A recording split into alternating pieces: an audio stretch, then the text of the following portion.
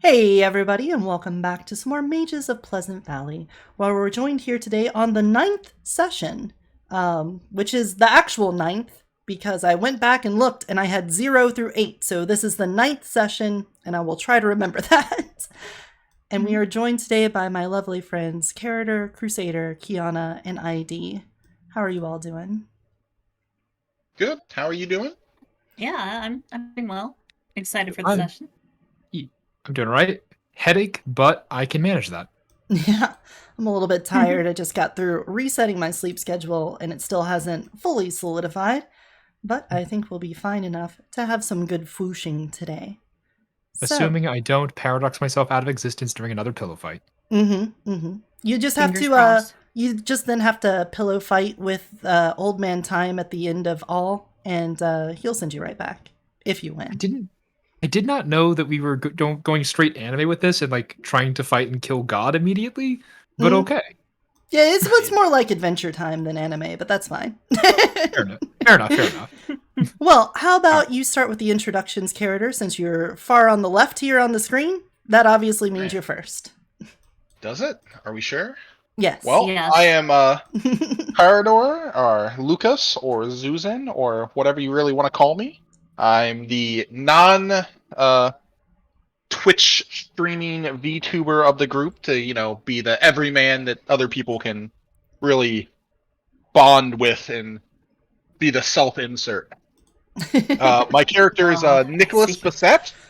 He is the incredibly rich billionaire philanthropist doctor Yeah, who is everyone can here empathize in with this that. town to try to save the poor, lowly people of his town who are on the brink of, dying of old age and neglect, considering what's happened here. And he also uh, has the slight problem of having to eat human flesh every once in a while to not, you know, go crazy and turn into some sort of horrible monster, we assume, as we haven't seen what happens yet.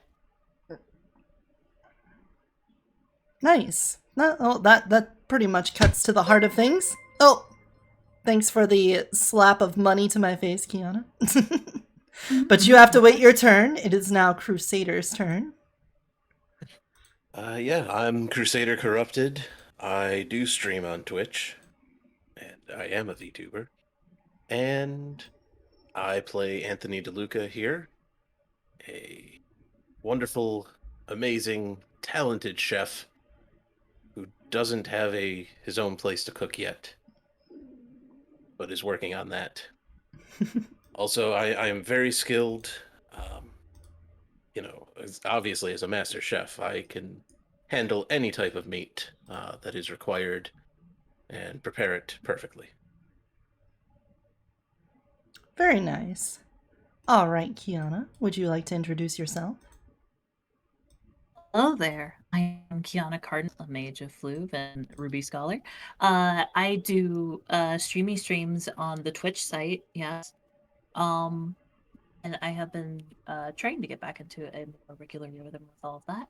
I tend to play, for some reason, Korean indie games a lot, as well as I really like literature, including my last stream was one where I wrote a fanfic using the powers of novel AI.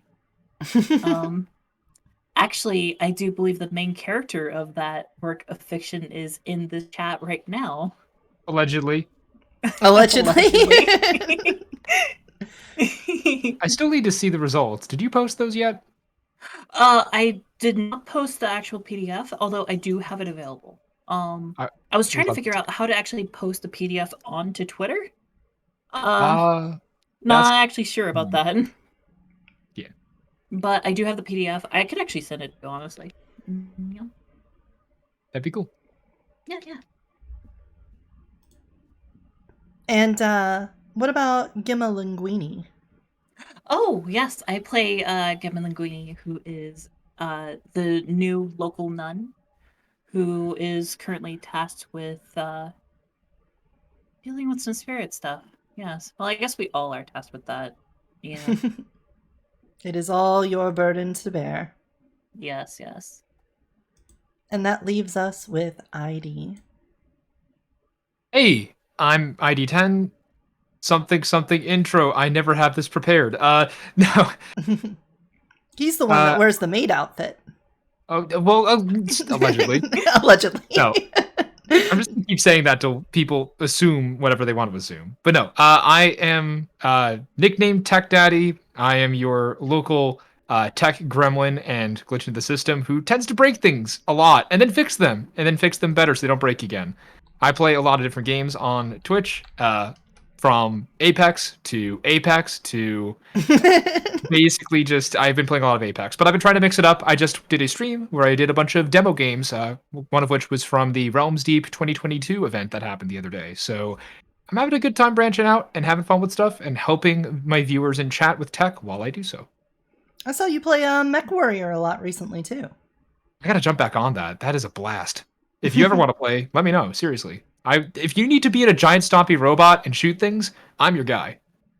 Do it. That does sound like fun. When I shoot at things, can I go pew pew pew pew pew pew? Absolutely, you can. Yes! Make sure it's louder if you're using Gauss rifles, because then you just make holes in things. It's a hole puncher at range. It's great. Anyway, having a lot of fun with that stuff, yeah. Nice. And how about Ethan Gardner? Ethan Gardner is an ex-office worker with a chip on his shoulder about corporate workplaces. He's also supposed to be kind of a essentialist, more the kind of guy who wants to enjoy his life than let it pass by. But somehow he has picked coffee as his vice, which seems like the most mundane vice of all. So he is the type of person who has so far walked into the scene with a bunch of other player characters, pretended to not notice them while obviously being another player character, got brought back home by Gemma, and then attempted to win a pillow fight with Magic, to which the universe slapped him with a big no, and then Gemma punched him into bed. Mm-hmm. So Yep. that's how things are going right now. How things started, how it's going. I think it was all just chaos from the beginning, but just a different brand of it. It's been a little bit wild, but Yeah. It is now Sunday morning in Pleasant Valley. The sun is rising over a very sleepy town that has but one thing on its mind, and that is the church service. I was really wanting you to say vengeance. For God, all things are possible, so just jot that down. Let's first start at said church and find out what's going on in the dormitories of the church where Gemma and Ethan were resting. Mm-hmm. Do you have an alarm or anything, or do you just hope to wake up on time? I wake up with the rising of the sun. Praise it. Ethan is going to elect to be knocked out for the purposes of he's still waking up. Understand. Yeah, you'll be very groggy getting up and just going like, where's the alarm? Nah. Oh, no, that's at home. Oh, yeah, the apartment. I don't have the apartment. He just looks over to the side and sees Gemma and just shudders a second, then looks back up and pretends to sleep. Understandable. Gemma, could you do me a favor and roll a perception alertness check at difficulty 6? I would love to do this perception alertness check at difficulty 6. I figured as much. It's my dream to do so. It's what we're here for, really. Yeah. It's what it's all about. This whole life thing leading up just to this moment where I get to roll this dice. Mm-hmm. And now it's all downhill. Well, shortly after the grog of the waking wears off of you, that morning slog that you have to work through just to crawl out of bed, you can hear a distant ringing, like a telephone ringing, like the ringing from a telephone that would be Father Andrew's office. Oh. I'll roll out of bed, and I should be fine about Chandler's going over to the office and answering the phone. Mm-hmm. You Yeah, go to yeah. the office and you can see, despite it being Sunday morning and Father Andrews normally being here at this time, there's no sign of his coat hanging on the coat rack or his keys laying on the desk. And from this position, you can even see out the window that his clunker is not on the street corner either.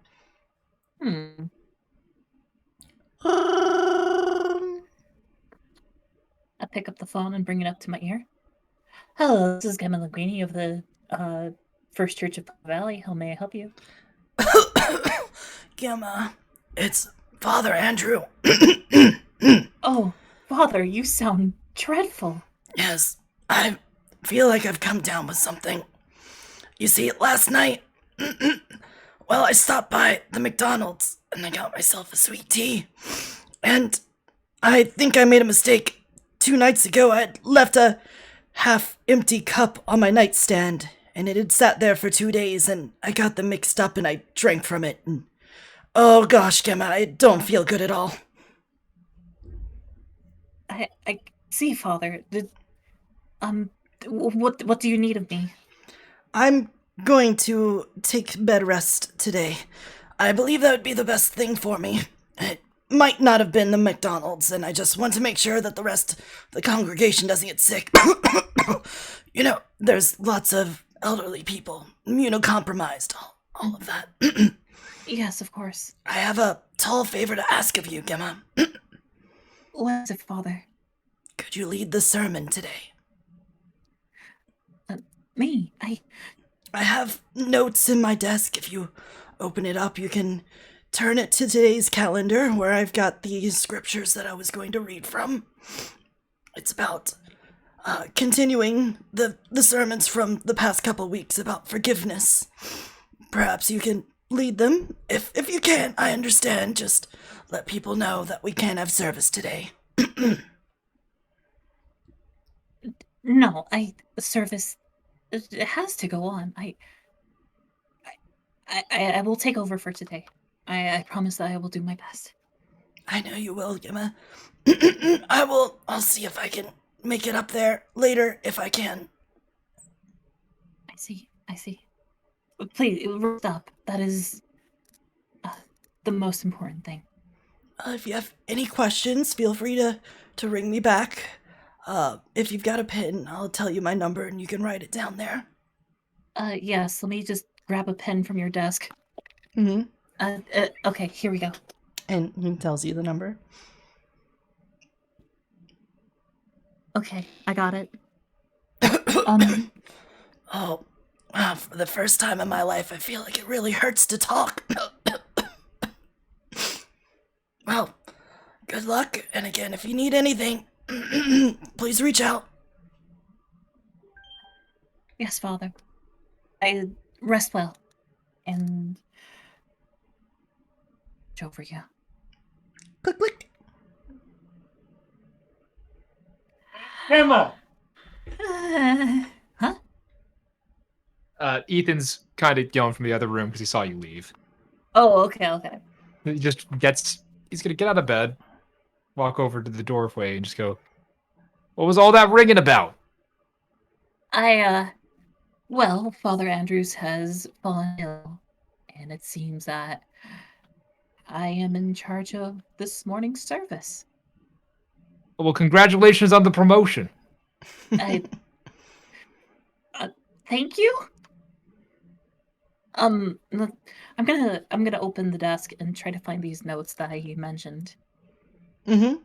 You can see that he's got a little personal calendar in there. It's like a little notebook with each day of the year. And he's got notes in there. There's lots of references to Leviticus and about how the early tribes of Israel had to make rules in accordance to God's will, and many of them had to deal with proper application of judicial force in certain matters. But he more importantly highlighted the parts where you were supposed to forgive your neighbor and you know, not look for vengeance. And then also pointing to some of Jesus's fine words about turning the other cheek and forgiving someone not only 1 time, 2 times, 3 times, or 7 times, but 70 times 7 times. He had that underlined like 3 times. Well, it's important. So I'll go ahead and take these notes with me and start reading them over as I go back into dorm and I start getting ready. All right. And Ethan, is there anything you're going to be doing this morning at the church? Ethan's just gonna search out the nearest coffee maker to get his fix. All That's what right. he's focused on. He's focused on that and nursing this bruise on his cheek. Well, if you were to head downstairs, you would eventually find your way to a kitchen. The kitchen is not entirely in disarray. There's still a couple of plates left over. It seems like Father Andrews likes to empty his Big Macs onto plates and then cut them with a knife and eat them in smaller portions. You can see the leftover dregs of shredded lettuce and sesame seeds on these plates, and the orange hue of leftover mac sauce crusting them. However, in the corner, in a somewhat clean machine, a Mr. Coffee machine from the early 80s, no doubt, you can see that there is a stack of coffee filters, a big jug of Folgers pre-ground coffee, and a little orange light just waiting for you to press it and start the heating process. Ethan just looks at this absolute unit. He says, it'll do. And he starts getting coffee into the hopper. He's getting coffee in with the filter. He's getting water in the hopper. He's doing the thing. Mm-hmm. Well, as the water steams and gurgles up, that rich, black, silky smooth Folgers coffee starts dripping down through the top and into the whatever the container's called, sitting on the hot plate. And you can hear each little psss as it drips down. Oh, that warm brew. That Walmart smell coffee coming out of there. Yep. He's just gonna kind of mumble to himself, "At least stock Cafe Bustelo. That's gonna turn your lungs fucking black." And it's not long before you start hearing the squeak of brakes pulling up to the church as some of the first parishioners are beginning to arrive. And at this moment, we will cut away from the church and head on over to the Beset estate and ask what Anthony and Nicholas are up to this Sunday morning. Pretty sure Nicholas is hiding at this point. Hiding? And yeah. I mean, it figures he'll do anything to get out of going to church. So to lure him out, I'm going to be cooking a big breakfast. Just very good diner-style breakfast, though. All Home right. fries, bacon, sausage, toast, eggs. Why don't you give us that dexterity crafting at a difficulty 7? Okay. Just slightly above normal. I would say diner level's probably a 1 step above home cooking for most people.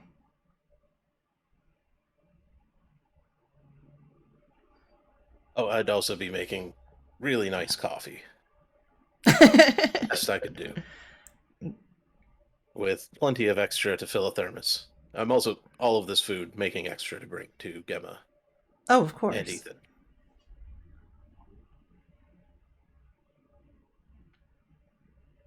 And without a single hiccup in your plan, everything seems to come together, as if instructed by the universe itself. This big meal just happens to time out. The toast pops right as the eggs finish their heating, and the bacon cooks to the crisp, exactly as crispy as you desired. The coffee fills the thermos, not overdone at all, not burnt, Just the right saturation of coffee. And everything's ready. Does the allure of breakfast bring you out, Nicholas? I don't know. Did he make scrambled eggs? No. Nicholas will eventually make his way to the breakfast table. Don't make me have to make him do like a charisma cooking roll. I mean, since you are here, you can have any type of eggs that you request. They're All right. getting scrambled eggs. Yes, they are. They'll be With the cheese. most delicious scrambled eggs, though. That little bit of liquid to them as they're finishing, so that as you take the first bite, it finally congeals into its final form. This isn't even my final form. Next, we add the peppers. No. Anyway, thank you very much for the breakfast. You seem to have made a bit overly much, though, just for the two of us. Well, of course, we have to go visit Gemma and Ethan. I'm sure they have things covered on their own. We do have some very important research and the like to do, so we don't get kicked out of our own town. Yes, but going there for just one service, as we traditionally do, and rubbing elbows with everybody that's in this town, possibly doing some investigation that way after the service has happened when I'm serving them food, has its own merits. I suppose that crazy beggar did mention he might be showing up. And free food does attract people. Oh, very well. Let me help you get this all packed up then. Thank you. Yeah, I don't know if I could have packed it up and transported it all myself without ruining it. I'm sure you'd find a way. Oh, Yeah, it was good. I was going to be asking you. so you guys head on over to the church. Reluctantly. Well, you can see there's quite a congregation outside as people are starting to line up, but everyone else has also taken note of the fact that Father Andrew's old clunker of a truck is seemingly absent. Oh? That is suspicious. Gemma, it's about 5 minutes before the time to open the doors. Are you ready? I believe I am ready. As ready as I can be under such circumstances. I'll go downstairs, make sure that I'm all set up, and make sure I have everything on me before opening the doors for everyone. As she And- goes to open the doors, Ethan, where are you? I'm not sure of the layout of the church, but Ethan's probably. Let's say he already has his coffee at this point, correct? Yeah. Okay, so he's got his thermos filled. He's sipping on it. He's enjoying what he can about this. I think that Ethan has zero idea how to act in a church, and so he's probably going to walk into the main room there and just kind of lean on the wall like a bouncer. He's not sure what to do. Oh my god. He's never. Yes, actually no. He'll ask Emma a question. She's going to open the doors. What do you do with my hands? He's just crossing his arms, one foot against the wall, other foot just planted on the ground. There's just kind of that look of like leaning against the wall, and he's just sipping his coffee. Goes, "Hey Gemma, Oh, wait, yes? so do I have to give like a couple Hail Marys when they come through or whatever? How does this thing work?" No, that's entirely on me. If you want, you can, I don't know, go, if you can be in the kitchen if you want to, you can be there if you want to. I don't think it matters too much. Now look, I'm not some kind of an introvert. I'll be right here. Not a problem. All right. But yeah, just you tell me what to do. I'll try to pull it off. I'm Just- thankful for the sleeping spot and also you not killing me. Of course, I mean, I wouldn't kill you. I wouldn't. Anyway, let me go ahead and open these doors. Good idea. Yeah. As you do, the congregation that has formed outside begins to take its shape inside of the church, filling out and passing into the pews, and people are coming in, and as they do, they nod their head to you and they say a quick hello, and how's it going? And a couple of them, notably one older couple, says, where is Father Andrews today? We didn't see his truck outside. Don't worry about him. Yes, Father Andrew has fallen ill today, so services will be provided by myself. Oh, well, that is very exciting. I'm sure you'll do just fine. We'll be sitting right up here. Thank you. I hope that you enjoy the sermon.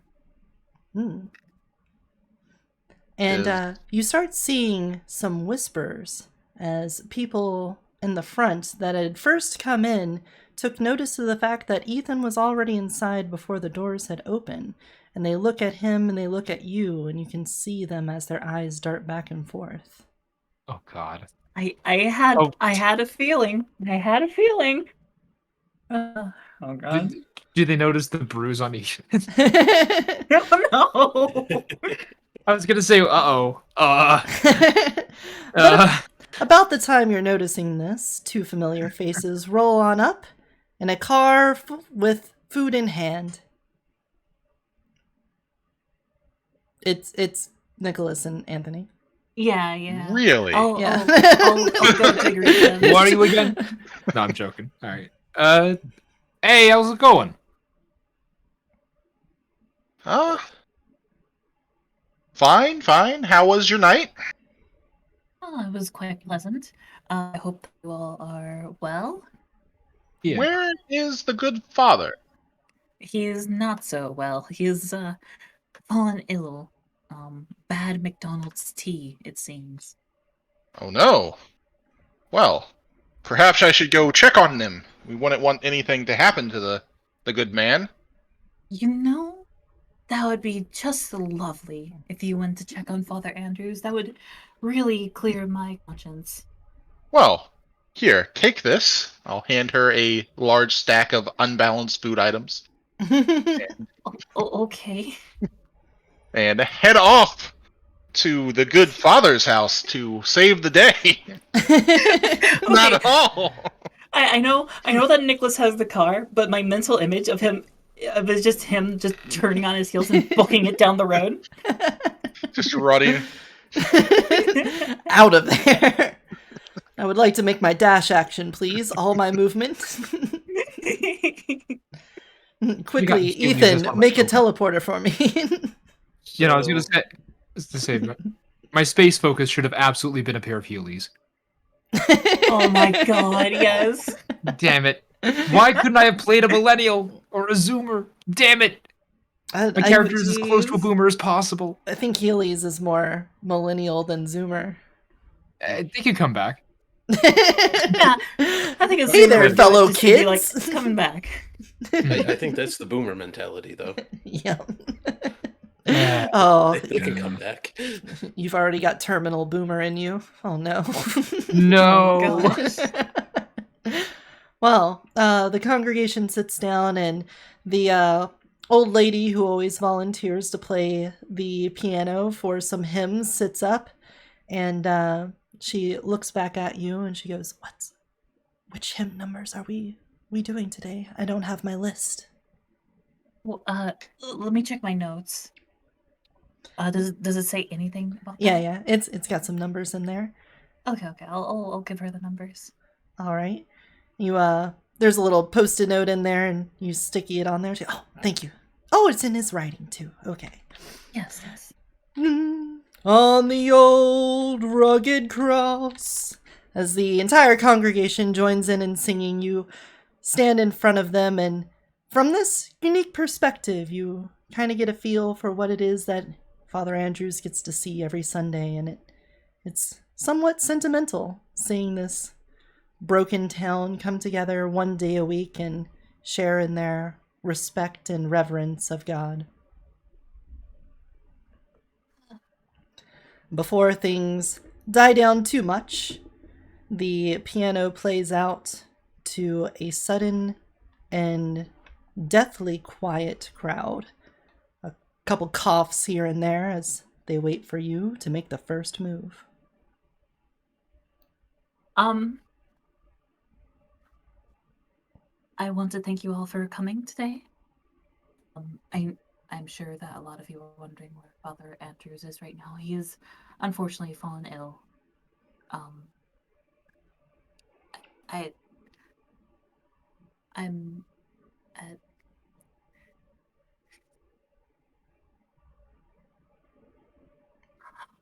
Harold the rancher in the back goes, "Speak up! I can't hear you!" Oh god, I'm actually freezing out. Oh boy. Make a roll.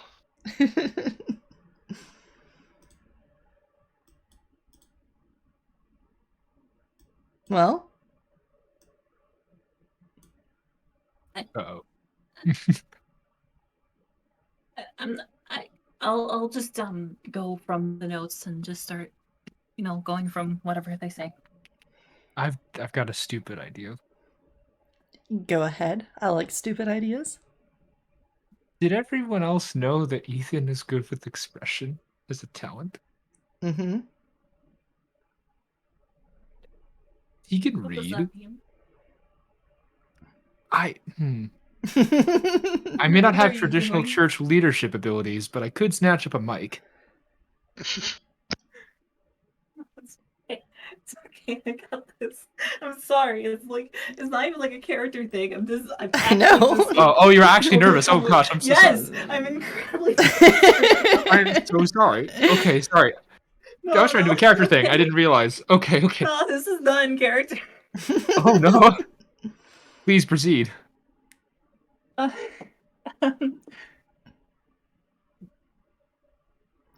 Do you want to just convert this into a dice roll? Oh. All right. Then how about we have you do a charisma expression at difficulty 6? Okay, sorry. That's fine. When a character has an ability that the player doesn't, that doesn't mean that it can't be done. Charisma expression. Okay. Difficulty 6? Yep. Okay. And there you go. Okay. Well, it starts out a little rocky as you are reading from almost directly word from word from his notes and also from the good book itself. You can see the eyes of the folks that were once twinkling with the idea of someone new giving them a lecture starting to somewhat glaze over. But in response to that, you're able to start improvising a little bit and interjecting your own flair to things while you don't step outside of the main motivation of what Father Andrews was going for, trying to teach people to be empathetic and forgiving. You're able to also touch on your own personal life experiences with growing up in a harsh life situation. And you can see that you've won the crowd back over before it's time to lead them in prayer and then go into another hymn. Ethan, you see this all unfold in front of you. Is there anything you want to do as the song picks back up again? So Gemma is leading them in prayer, correct? Mm-hmm. Or in a hymn, rather. So no opportunity to walk over and like give her a nudge of approval and go, "You're killing it out there, kid." Yeah, she's basically up on stage right now. Ethan's gonna look over the crowd, just kind of get it, kind of gauge how they're feeling at the moment. Is this working out for them? Does it seem like anyone in particular is upset, elated that she's doing this? They seem, for someone who doesn't know what the normal church congregation is like, let alone a church in general, based off of your expression, Yeah. you would say that this is a crowd that is mostly engaged with what's going on here. There's some people that seem to have pulled out their little cute pew cards that you normally write down what your donations are going to be on, and they're instead doodling on it.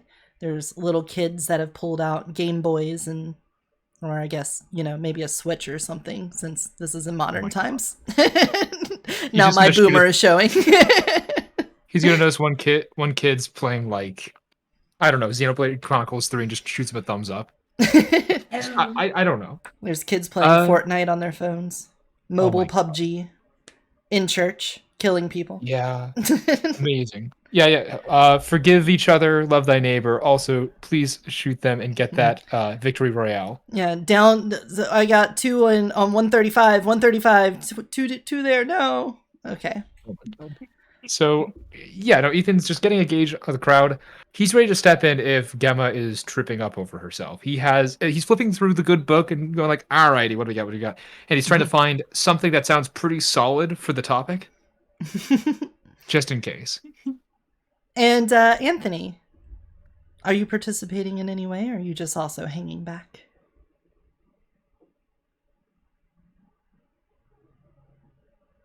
I was muted. Yes, yeah. I'm not participating here. I actually was going to try and get Ethan before service started to enjoy the delicious food. But, my apologies. I do need to be preparing the food for after service. Right. Mm-hmm.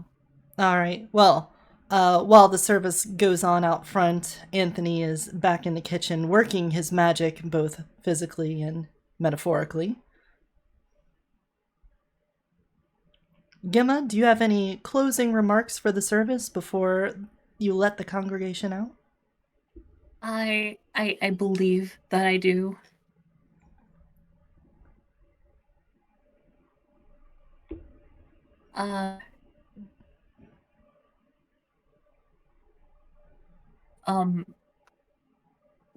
To forgive is difficult. It is one of the most difficult things that we can do. However, to forgive is divine. So, as children of our Lord, channel just a fraction of His infinite mercy and reach out to forgive those that may have slighted you.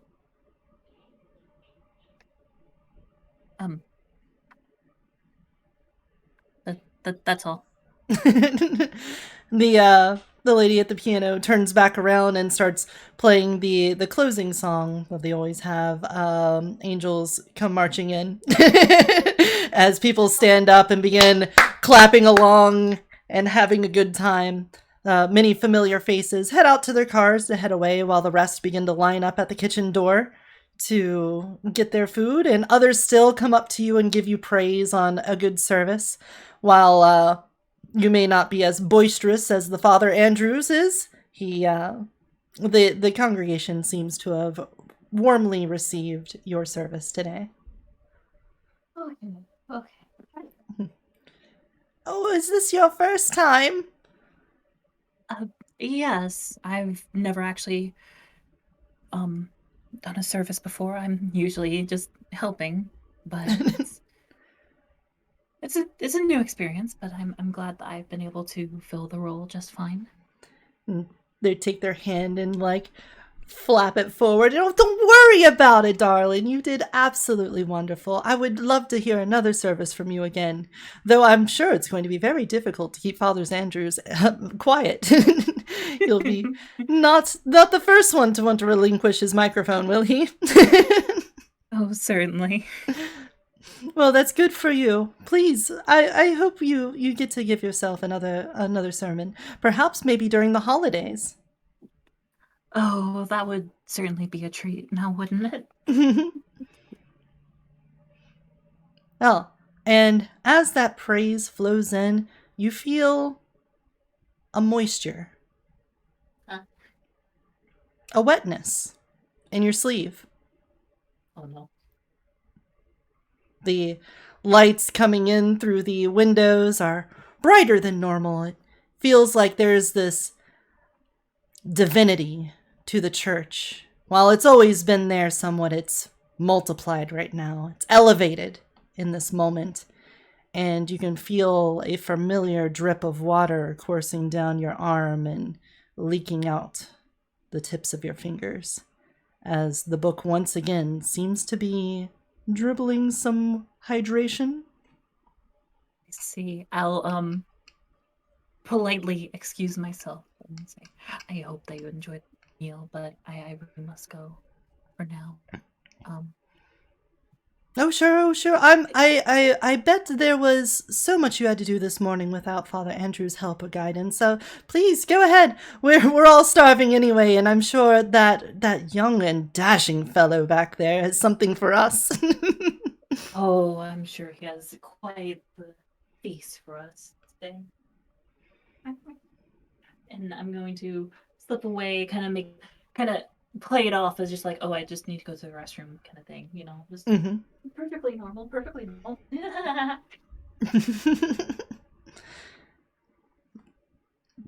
Anthony, would you like to give me yet another dexterity crafts check? Oh, absolutely. I love giving these checks. How fancy are you getting today?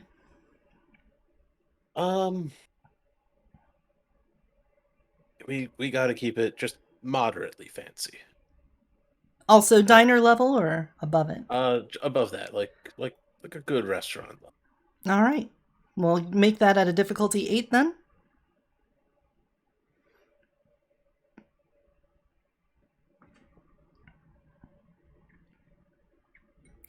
It's sufficient. While things may have fell behind just a little bit in your schedule, some things needed to be redone, but you pull it together without losing really any of your ingredients or resources, and you managed to pull off quite a delicious luncheon. The smells of the amazingly cooked food begin wafting through the congregation as the doors open to the first parishioners into the kitchen. Ethan, you can smell probably one of the best meals that you've ever smelled, to be honest, even though he's only putting in a moderate effort. He's just, as he's walking back to the kitchen to see what's going on with that, he says, holy shit, and that phrase is perfect for this sort of house. Mother Mary, Joseph, and Jesus. Now, again, the people have grown very enthusiastic for your cooking, Anthony, and a lot of the same faces that have come up and given you an approving smile and hand gesture seem to have brought more of the congregation with them. Instead of turning away and returning home or possibly heading down to the McDonald's, you seem to have won over a few and stayed to get something to eat. Everyone's welcome. I'm just happy to see everybody enjoying it. Oh, well, thank you very much. I haven't had something nice to eat like this in, oh gosh, maybe 5 years or so, back when I made my own Christmas dinners and the family would come in. Oh, this brings me back. It makes me so happy. Thank you, young man. It's my pleasure. Now, Gemma, you've stowed away into the bathroom or somewhere? Yes, the bathroom. Oh. I'll pull out the book and see. I'm gonna confirm my suspicion about it. Yes, as before, as you flip through the pages, you can see that the individual letters on each page grow slightly moist. And as they grow, this sort of dew that builds up on them, the droplets collect together and then run down the seam and out the spine and just begins to dribble water out of it. Why is this happening? I don't need this right now.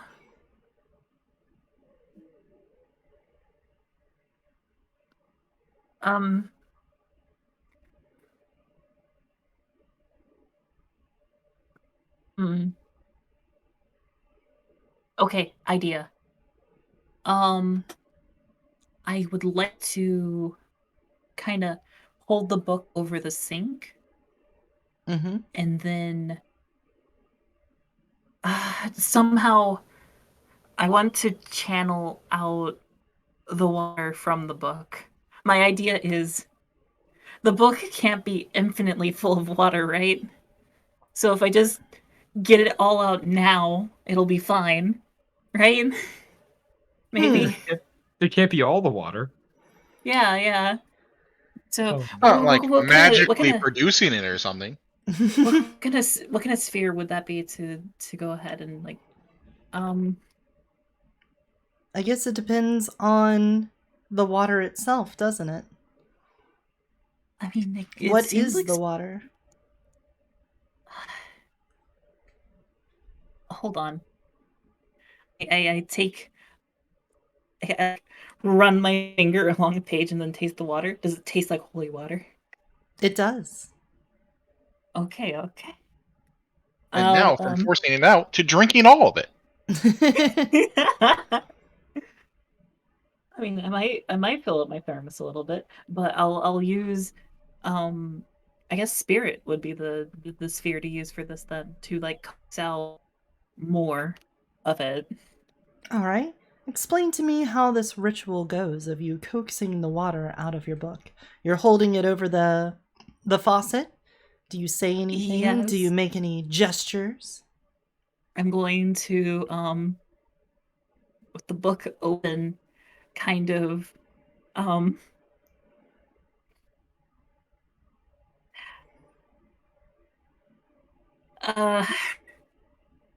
hold on.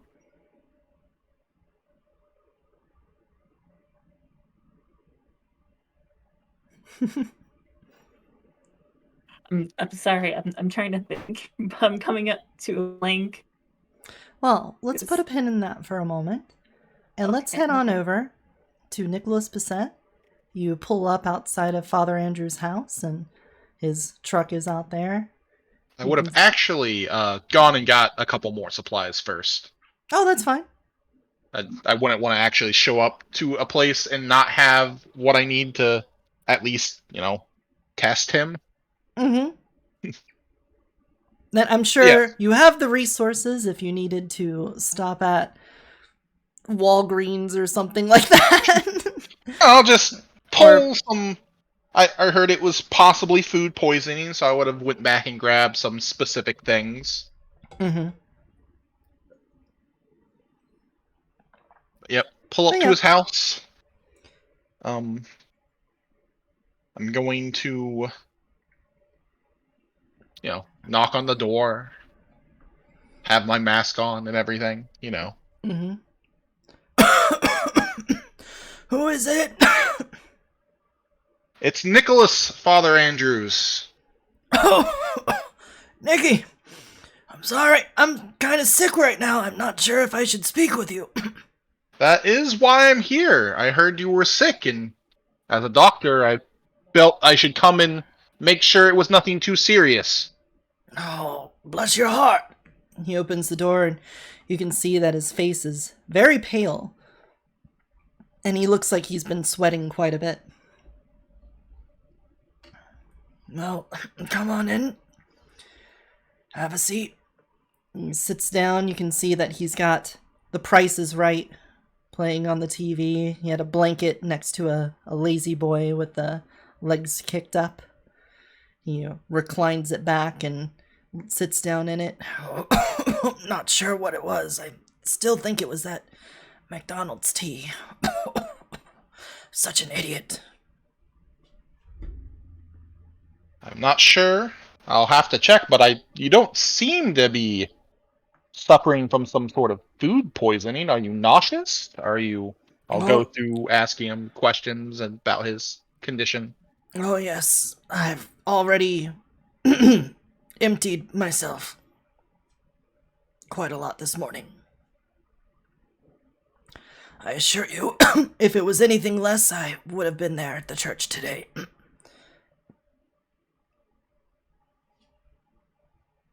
Well, I'm going to take some stuff out of my pouch, my doctor's bag. Mix. He's obviously sweating a light, so I'll start taking his temperature and things while I activate my life sight. Mm. Go ahead and do Arete at difficulty 4. Of course. Let's see. Arete roll. Magic. Difficulty 4. I got it. Yeah, you can tell that he has some kind of bacterial infection inside of him. Is it just seemingly mundane and the like? Yes. Not. Does not seem to be of a magical nature. I mean, he did claim he got sick after eating McDonald's. I have to check on him. But no, he seems to be sick in a normal way. Well then, if it's a bacterial infection, I think I can work out a good treatment plan for him, and I think I have some, basically better aspirin and the like to help with nausea and the symptoms. So I'm gonna get some of that out, start explaining to him what each of the things are, how they're gonna help him, what's going on, and as I set out my medicines and my tools and do the explanation, I'm gonna imbue them with a bit of life energy to help combat the disease, the All right. bacteria. So that would be your that would be a 3 dot because you're healing somebody else. Yes, it's definitely a 3 dot casting since I'm using it on him. So your Arete at difficulty 6. All right, I'm going to spend a willpower on that one as well. Automatic success will be granted to you. An automatic success, that is. And since I'm taking my time, arranging the medicines, explaining to him how it works and the like, can I get a 1 difficulty down from spending time casting the spell? Yes, we'll say you've taken a proper amount of time to turn this into an at-length cast ritual. All right. So I will make another Arete roll at 5 then? Yes, a difficulty 5 with 1 automatic success. Huzzah. Ooh. I'm glad I went with the 1 automatic success. Yes, that could have ended up bad. Yeah, that's still Arete. That's not like rolling life. It's not a different roll anyway. Yeah. So, Not a success, unfortunately. Despite your desire to enact your will over his body, maybe it's the fact that he is a man of God, something inhibits your own hubris from taking effect on him. However, not disastrously so. Yeah. However, can you give me a perception alertness check? Of course, I can do that. Let's see. Perception, you said alertness? Yes, at a difficulty 6.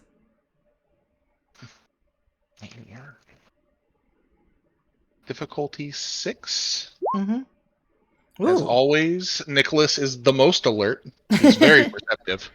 Well, as you're sitting there in Father Andrew's living room, you're able to soak in some of the things that are hanging around in his front room, one of which is a leather-bound book on his shelf.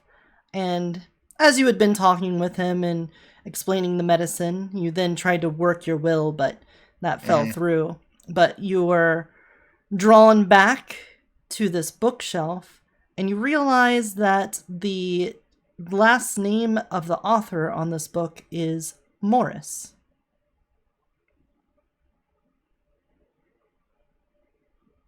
Interesting. I will have to keep that in mind.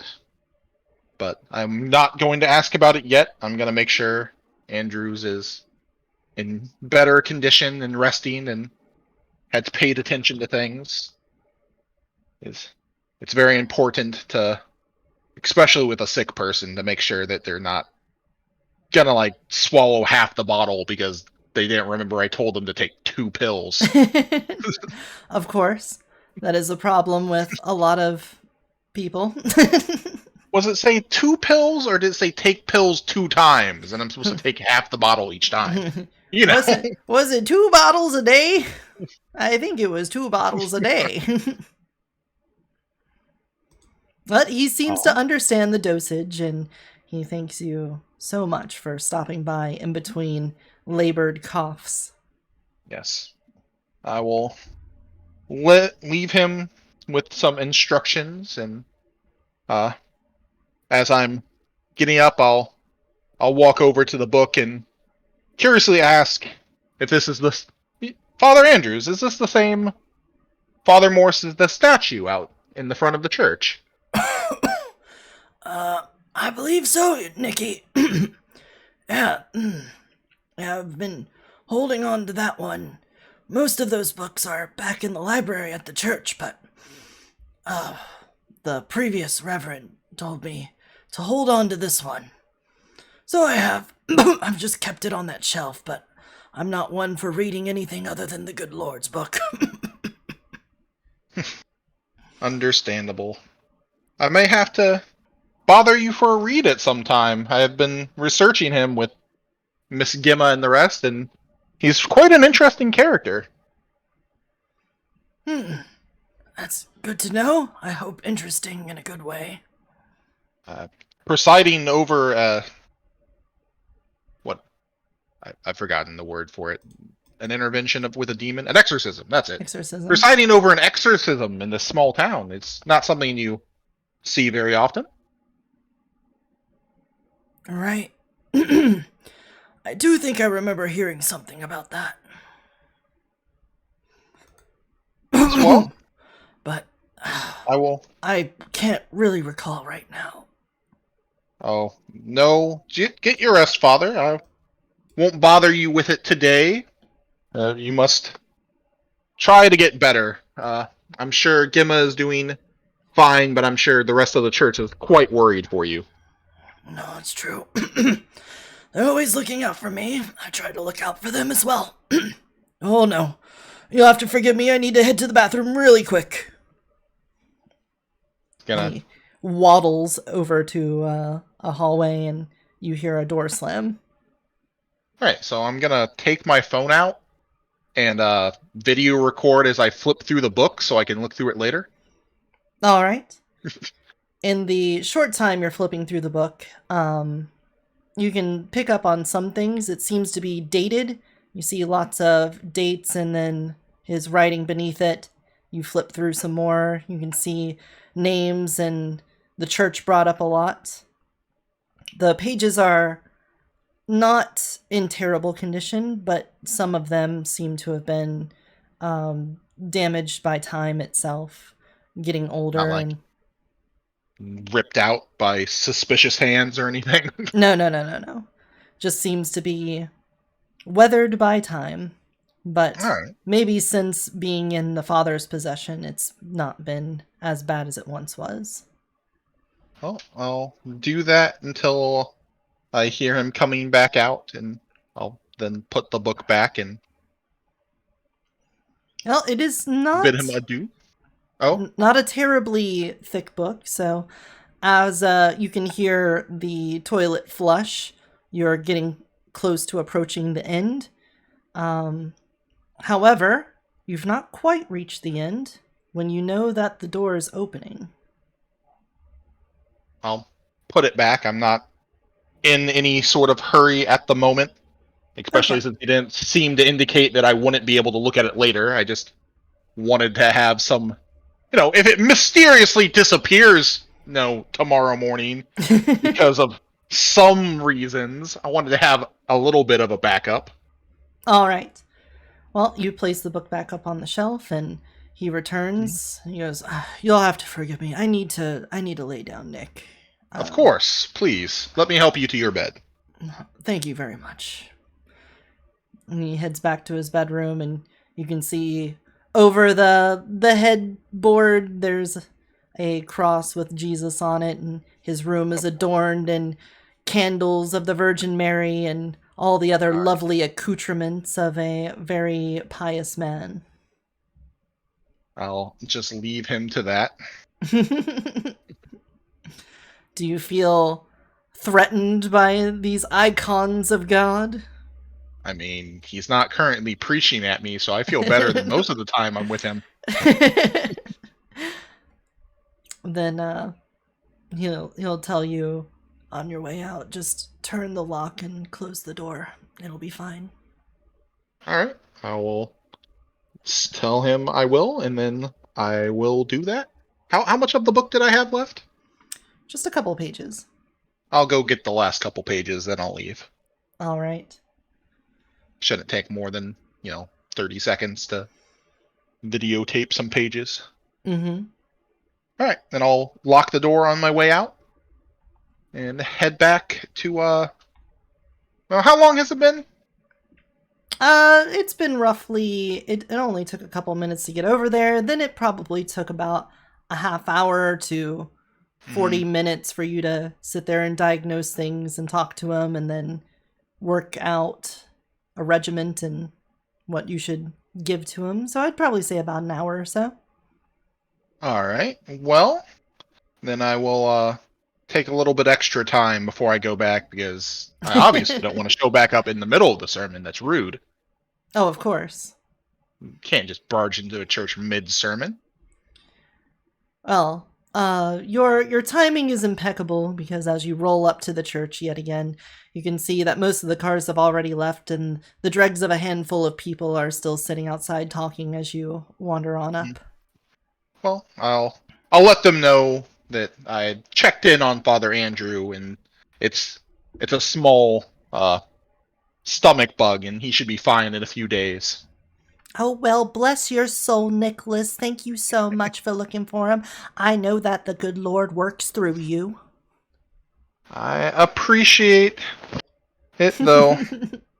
I'm sure the good Lord is looking out for him on his own, but This group of elderly women clasp hands together and two of them reach their hands out to you. Why don't you join us? We're going to pray for him. I would For love his health? to, but I need to get the news to Gimma that he's all right. She seemed a bit worried this morning. I wouldn't leave her in the lurch. It'll just take a minute, baby. Come on. Damn, my eyes. I'll grab their hands and close my eyes and bow my head. I've seen this rigmarole. They all bow their heads and say, "Oh Lord, please be with Father Andrews. He needs your help and his aid and his guidance.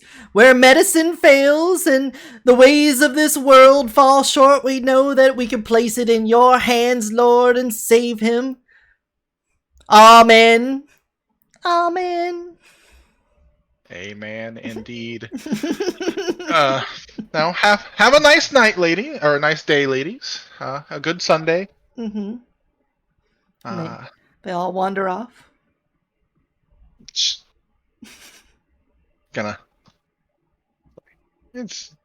been close to the. You said the world's based on ours, right? It's not too weird for me to pull out hand sanitizer once I get in, is it? No. You can absolutely do that. You got all this God on me. Gross. Anybody that's like, the failings of medicine and give it to God probably doesn't wash their hands well. I'm just Yeah, just dip your fingers in the holy water afterwards too. Yep. Wipe them on the curtains, yeah. Well, you stroll on into the church and you can see the last few people are finishing up their lunch as the dishes have piled up in the back and a handful of volunteers have stuck it out, reminding Anthony once again he did all of the work of cooking and he shouldn't have to do any of the cleaning. I mean, considering we put an industrial dishwasher in, it shouldn't be that hard to do the cleaning. I do appreciate there's still a lot of cleaning up places and stuff. Like you would expect people to take care of their own spots. No one does. So it seems I've unfortunately missed the sermon. How was Miss Linguini? How do you expect worked. I mean, it sounded good from what I could hear. I mean, I wasn't up there to see how it went. Yeah, it went pretty well.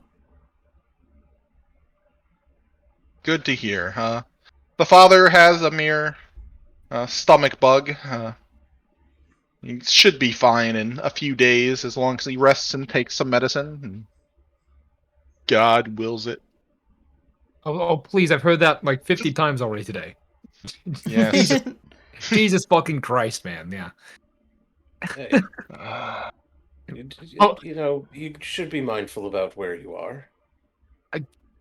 That's entirely fair. Yeah, give me a sec to kind of acclimate myself. Yeah, nah. Gemma absolutely killed it out there on the stand. oh, good. I'm sure it was quite the experience for her. Where is she, by the way? Well, certainly she'd want to hear about the good father. Oh, don't know if I saw where she went. You didn't see her outside on your way in? No, she wasn't out Oh. with the parishioners. She didn't come down here. Nope. Oh, Ethan, I have a gift for you today. Yeah, what? Who now? Yeah, I got a gift for you. I'll hand you a thermos. Is this what I think it is? It goes with the breakfast that I made that was probably pretty cold now since everyone was busy. There's a Thermos. microwave over there or something, I'm sure. Yeah, no, Sure, you could do that to my food. Yeah, we can just microwave a thermos. Would you prefer That'll people go well. eating cold, or... I mean, you could have reboiled it for him or something then. Oh, no. The coffee will be fine in a thermos. Yes, I will Oh. put the metal thermos into the But microwave. the food. I thought you said the coffee was probably cold this No, time. the food. I also Oh, have food. never mind. Gotcha. Oh, the coffee is that 100% pure Colombian grade A black coffee. Now, Gemma, things are Yes. quieting down out there. What are you doing with your book? I'm going to be completing my little spell here, and I'll mutter to myself. The outlets of the waters, the outlets of the water beneath the earth, and the floodgates of the sky were closed. The rain stopped, and the water gradually went down. I iterate to myself and try to spirit this to stop, please stop. Okay. Give me an arete at difficulty 5. Difficulty 5. 5. Okay. So, the water that pulled up on the letters of the pages begins to dry away. The trickle of water becomes drips, and those drips turn into just the little bit of wetness on the pages. In no time at all, that dissipates away into those little flecks of gold, and the book returns to being just as dry as it was this morning when you awoke. Okay, that's a relief. I'll go ahead and put it back into my sleeve, and I'll walk back out. And go back to my duties. Say goodbye to everyone. Hope that they have a wonderful day, and eventually wander over to the trio. Mm-hmm. Well, after a few Dudes. warm smiles that greet you again and wish you to have a great day and hopefully to see you again next week, you find the boys hanging out, discussing, eating food. Okay. I'll approach casually. Act cool. Banana.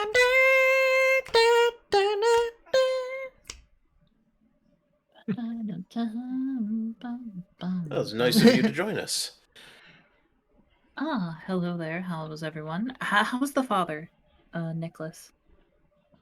He had a slight stomach bug, but I believe he'll be fine in a few days.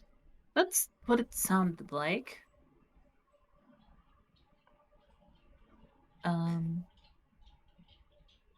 Oh well, I suppose we should figure out what we're doing after, everything.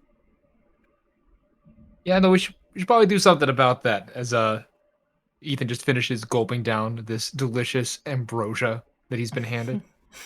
Says, "Hey, no, hey, by the way, absolutely killed out there on the wooden stand and all that. No, I didn't take you for a public orator, but you did a pretty good job at that. Oh, thank you. Yeah, you had them hooked. Hooked. Hooked. Technically speaking, if I was still working for any sort of organization that would need this, I would absolutely recommend you as a sales rep. Oh my. Would have had you pinned for public announcements and PR. Just saying. Oh, I am certainly flattered. Yeah. Yeah, a little more of that, a little less of the shoot me into next week with the pillow. Please, thank you. Shush. Okay, look, the Let's- shushing is why people would give me weird looks about it. Oh, I don't know what you're talking about. Alright. So you It- lost the pillow fight, did you then? Nah, I totally want it. Don't think about it. Anyway, what are we doing next? Ethan, I was wondering, do you happen to know where your friend is? I think that was our big plan, was to talk to him, since he seems to know a lot more about what's going on. Oh yeah, Harry? Yeah, no, he's over by the McDonald's probably. Oh. Alright then. Actually, we could probably ask him a bit about the good father over there. See, maybe he knows something about what he ate? I suppose so. But yeah, there was no fushi nonsense going on with that, right? He just ate a bad fry or something? Yes, as far as I could tell, it was not any extraordinary disease. Oh, not extraordinary, so just ordinary. Got it. Yes. Anything else happen? Was he in good spirits? Any trouble? He was indisposed. I see. I'm pretty sure I have some sort of client, doctor-patient privilege thing I can't discuss. Probably. I'm sure HIPAA is in there somewhere. That's only across telecommunications. Oh, it's a good thing Gemma lives in space, so I have to phone her up every time we talk. Anyway, how? Is her sleeve wet? No longer. Okay. That was all dried up before she left the bathroom. Oh, good. Well, I did, in fact, though, come across an interesting book in his house. A book? Yes, What kind of about book? the other father that we've been interested in. Oh, Fill me in on that one. The whomst? basically, well, Gemma kind of looks around. Maybe not the best to get into the details right now.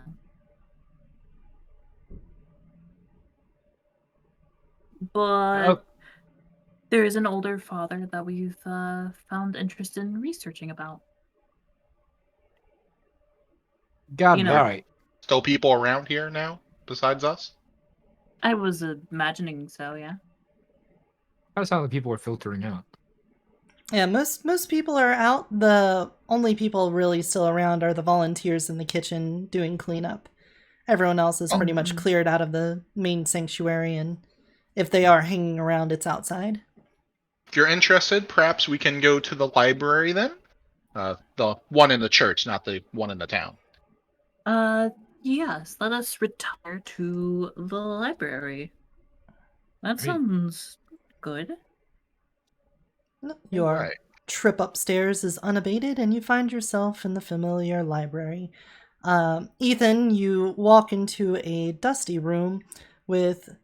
It's not too large. It's about a little bit smaller than the dormitory that you were in, and the walls are lined with shelves with really old books in them, and there was at one point a massive pile of them on the table, but it looks like Gemma has started to straighten things up and begin to organize them into some semblance of order.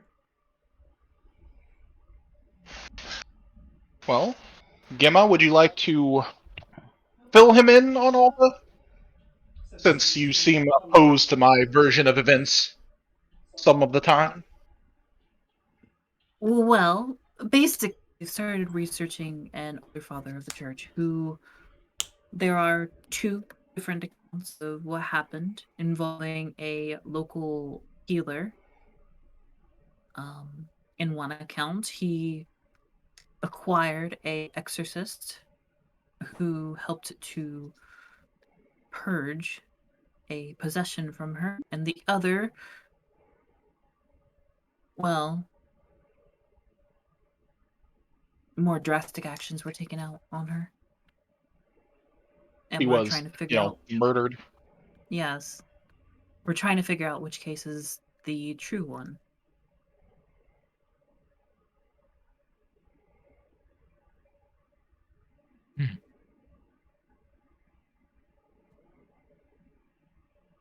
So it's a mystery then.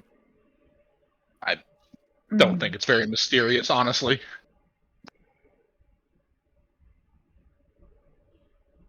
I mean, it's kind of mysterious. We're talking about either a possession or a witch hunt.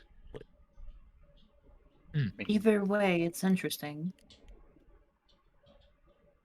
Considering the information we have shows that only one of those two things was deliberately being hidden from the public and trying to be quashed, I don't think it's a very big mystery on which one's likely to be true. I suppose so. I guess But, the... I was gonna say, but I do have perhaps some more information for us to go over. You might want to explain to Ethan which one of those was the hidden option, since he doesn't know. Oh, Is it he is not the smart enough to murder. infer that? I was giving him more credit than that. I'm not sure. Sorry, Ethan also needs more coffee. I mean, Ethan, the player, explain, please. Alright. Well, right over there, I'll point at the bookshelf that we tore up. Lifted is a fine adjective for it, or verb. Hidden under that bookshelf, under the floorboards under that bookshelf, was an account purporting to show that Father Morris, the great umpteenth father of this town, what was it, couple hundred years back? It was about 100 years ago. About 100 years ago,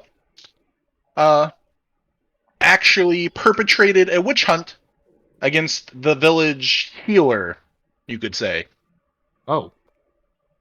While his own memoirs instead claim that she was possessed by a demon and that he had called in a church exorcist to try and save her, in fact.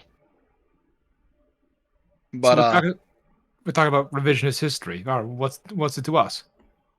Well, besides the fact that the statue out in front of the church, which has caused some whooshing problems with Miss Gemma in her book.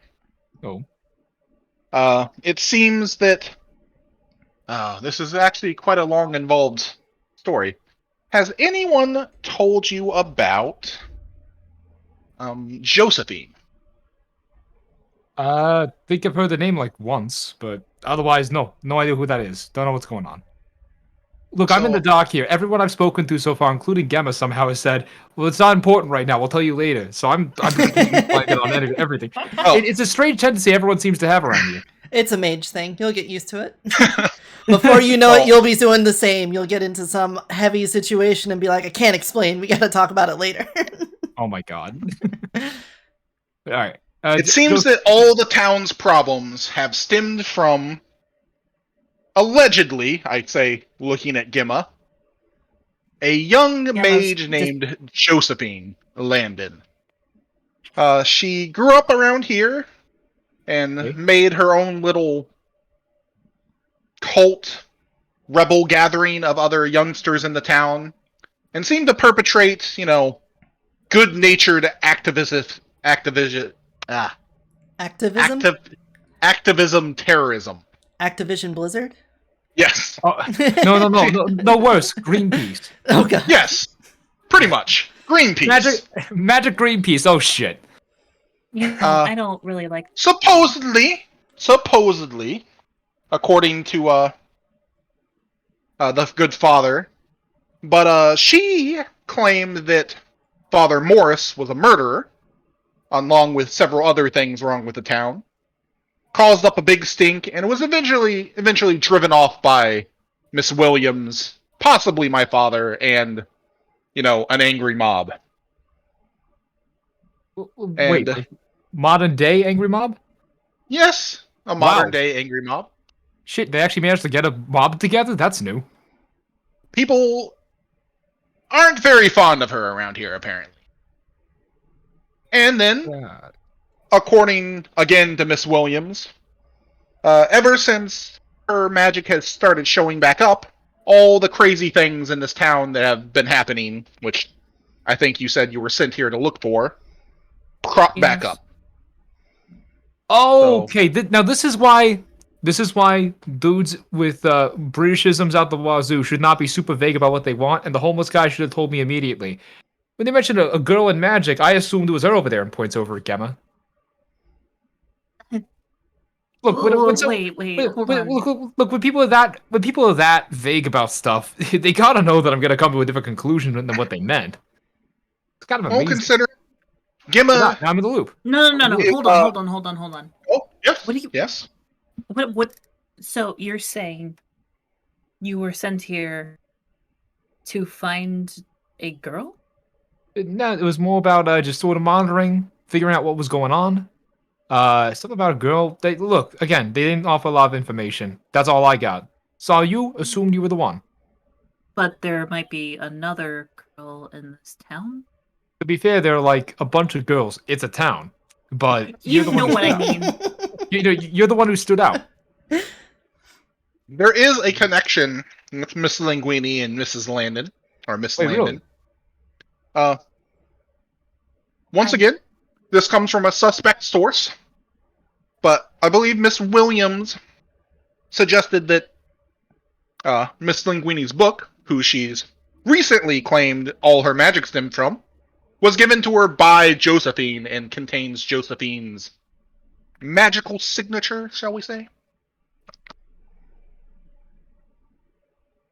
Wow. Wow. Okay, that's good information to have. What? No, just thinking about it. I'll keep that in my noggin for a little bit.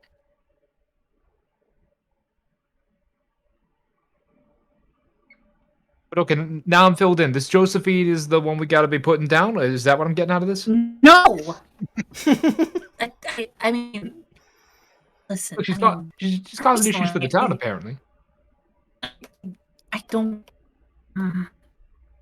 Listen, I don't think she's causing issues. I mean, sure, she may have done things in the past, but that doesn't mean that she's doing anything now. I don't know. I mean, until what you said, I had no idea that she might even be in town. Oh. Alright, you're not from around here. Like me. That's right. So you met her somewhere else. I mean, hey, coincidences happen, I guess. I'm not one to believe in... I'm saying I don't necessarily believe in Providence, but that's a hell of a coincidence. Indeed. But, I know at least two of you have phones. Smartphones.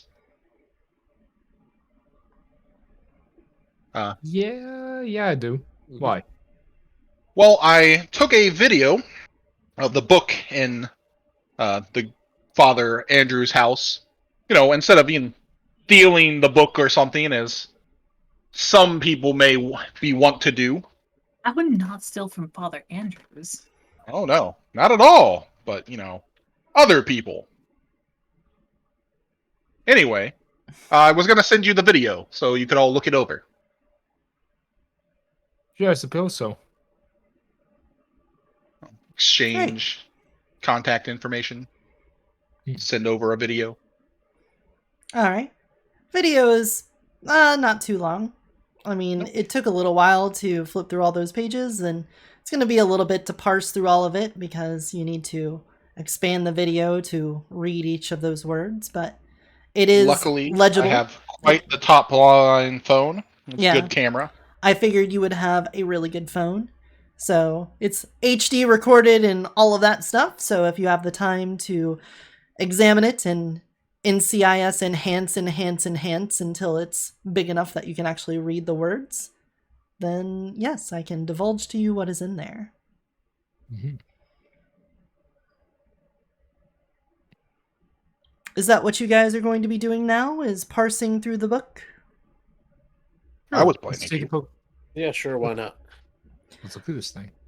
All right. So this seems to be another one of Father Andrew's, not necessarily a diary, but it's almost like his workbook from when he was giving lectures and sermons. And you can see that, much like Father Andrew's, he would have the date written on it and his idea of what he was going to talk about that sermon. And as the pages go by, you can notice, once it gets close to Easter, he starts talking about the journey Jesus took through Jerusalem as he eventually got brought before the Pharisees and killed. And likewise, when it gets close to Christmas, all the Christmas stuff gets brought out, presuming you guys are taking different parts of the video and piecing it all together. Mm-hmm. However, in this particular book, you do notice, despite the fact that there was no sign of damage to it, there is about 2 weeks missing between April the 14th and April the 30th, where there are no scheduled sermons and there doesn't seem to be blank pages or anything, but mid-April to the end of April just seems to not have anything scheduled in this book. God damn it. Not again. Wait, what do you mean not again? We believe this is the time frame that the events with the witch hunt occurred. It also happens to be, very conveniently, the time that the records of the town were set on fire. Oh, well, that's pretty bad. Mm-hmm. Just losing about these 2 weeks. And everything else is always fine. Could I also get each of you to give me I would say a wits research check at difficulty 7? Since you're not under any pressure right now. May I use my literature skill for this?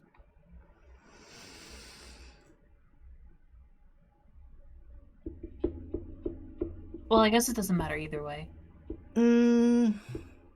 I feel like that wouldn't work, so I would say Okay. no in this case.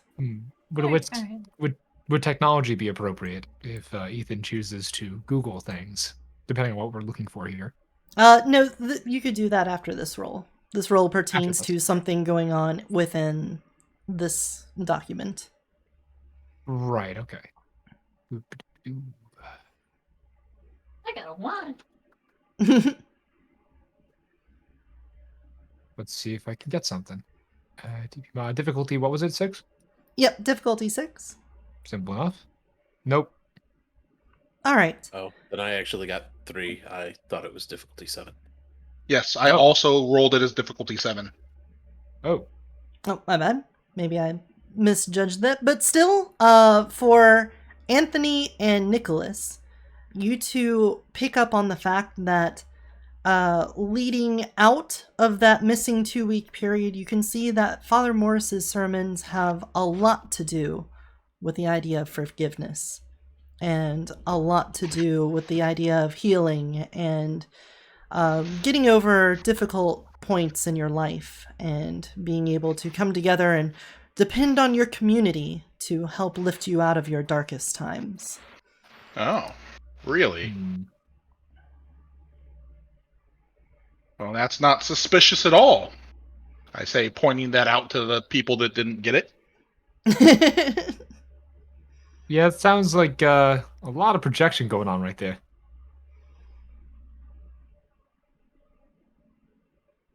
What does our resident devil's advocate have to say, Gemma? I'm the devil's advocate. What? In this situation, you are? Yes. I mean, it does seem suspicious, yes.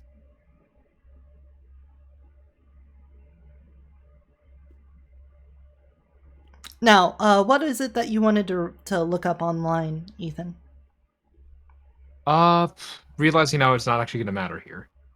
Oh, okay. This is less about book knowledge and more about interpreting people's words. Fair enough. Do you need to Google search how to understand people's words? Nah, he's okay at that. Okay. Just making sure. Now, as long as it wasn't like a hidden key bound into like the spine of the book or something that we have to go back and, cut it open to find. I mean, well, there is one other possibility. If the pieces look like they haven't been removed, then... I mean, I did hear that it said that Otherholm was capable of miracles. Like to go over and check the book for suspicious whooshing at some point then? Maybe we should. You probably should, yeah. But we do need to be careful. I mean, we'll have to wait a day or two.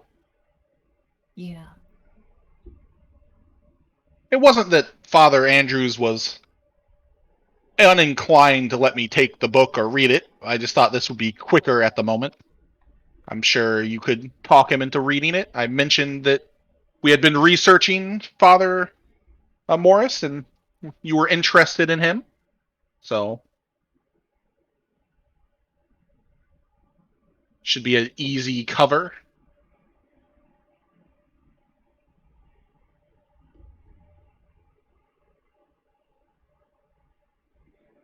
Well, so what is the troops' plan now?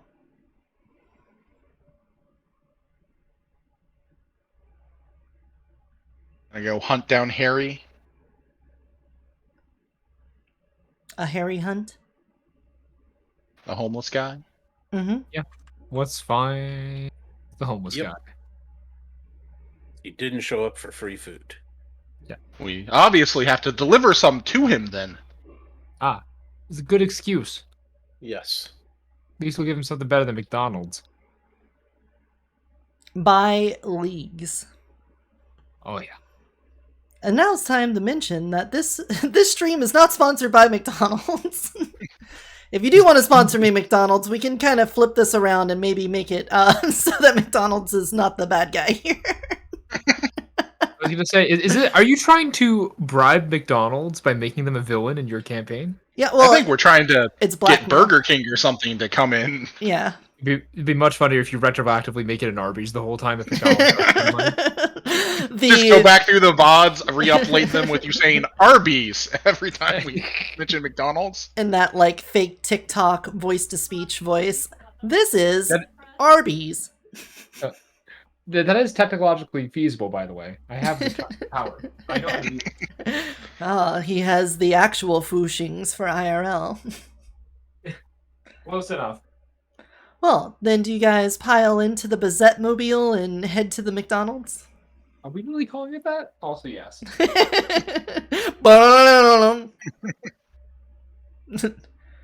Quick, right. Anthony, the boy wonder!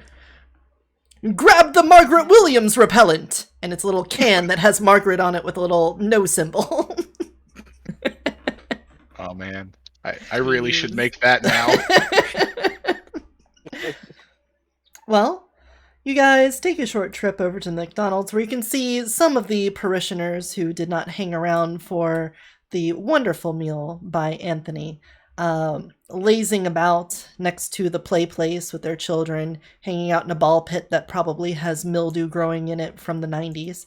However, there is no Harry to be seen here. Oh.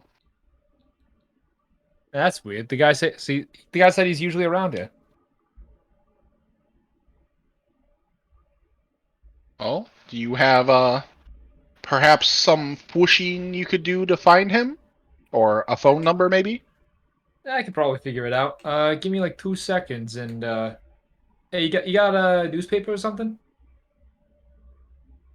I'm sure I have like some scratch paper or something I can get to him. Oh yeah. Give me a piece of paper will work. Give me like 2 seconds. And Ethan's gonna try to do the animated look back in time thing again. Ooh. All right, explain through. to me how this ritual is going to go. So the idea here is that so we're over by a McDonald's, right? So there's probably like a bench outside, right outside the front door. Yeah. So what he's gonna do is Ethan's gonna just do the thing that kitschy art people do, where they have a notebook out in public, their fancy pens out, and they're just working on a thing. Looks super casual. To any onlooker, it's the same thing as somebody at a Starbucks pretending to take notes and do work, except they actually are. Mm-hmm. But in this case, it's a McDonald's, so it's a little stranger. Yes, inspiration from a Big Mac, apparently. And so Ethan's approach to this is that he's going to be sketching out in this book, and as he sketches, the drawings themselves are going to show him a general idea of what happened, and he's going to pick a couple of different time frames to check, to go like, all right, when does he normally show up here? Okay. To try to see if he can catch effectively sketched surveillance camera views of where Harry's been. All right. around here.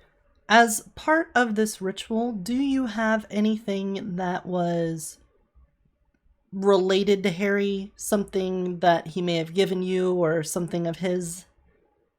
Anything Does like Dimma that? have any of those old McDonald's fries left over? I was going to say, wait, did he stuff any fries in my pocket? I forgot about that. Wait a second. He did hand you fries to give to Thimical. I never did hand them to Thimical. You just have a hand for fries in your pocket from yesterday. I might have He hasn't forgotten. changed his clothes. He hasn't Oh, changed his shit. clothes, so Oh, Yeah. no. I just realized that. Mm-hmm. That needs to be on my sheet. Sorry. Boop-a-doop-a-doop. Going over my ear. Fries. That's an important piece of equipment to have. Old Yeah. French fry.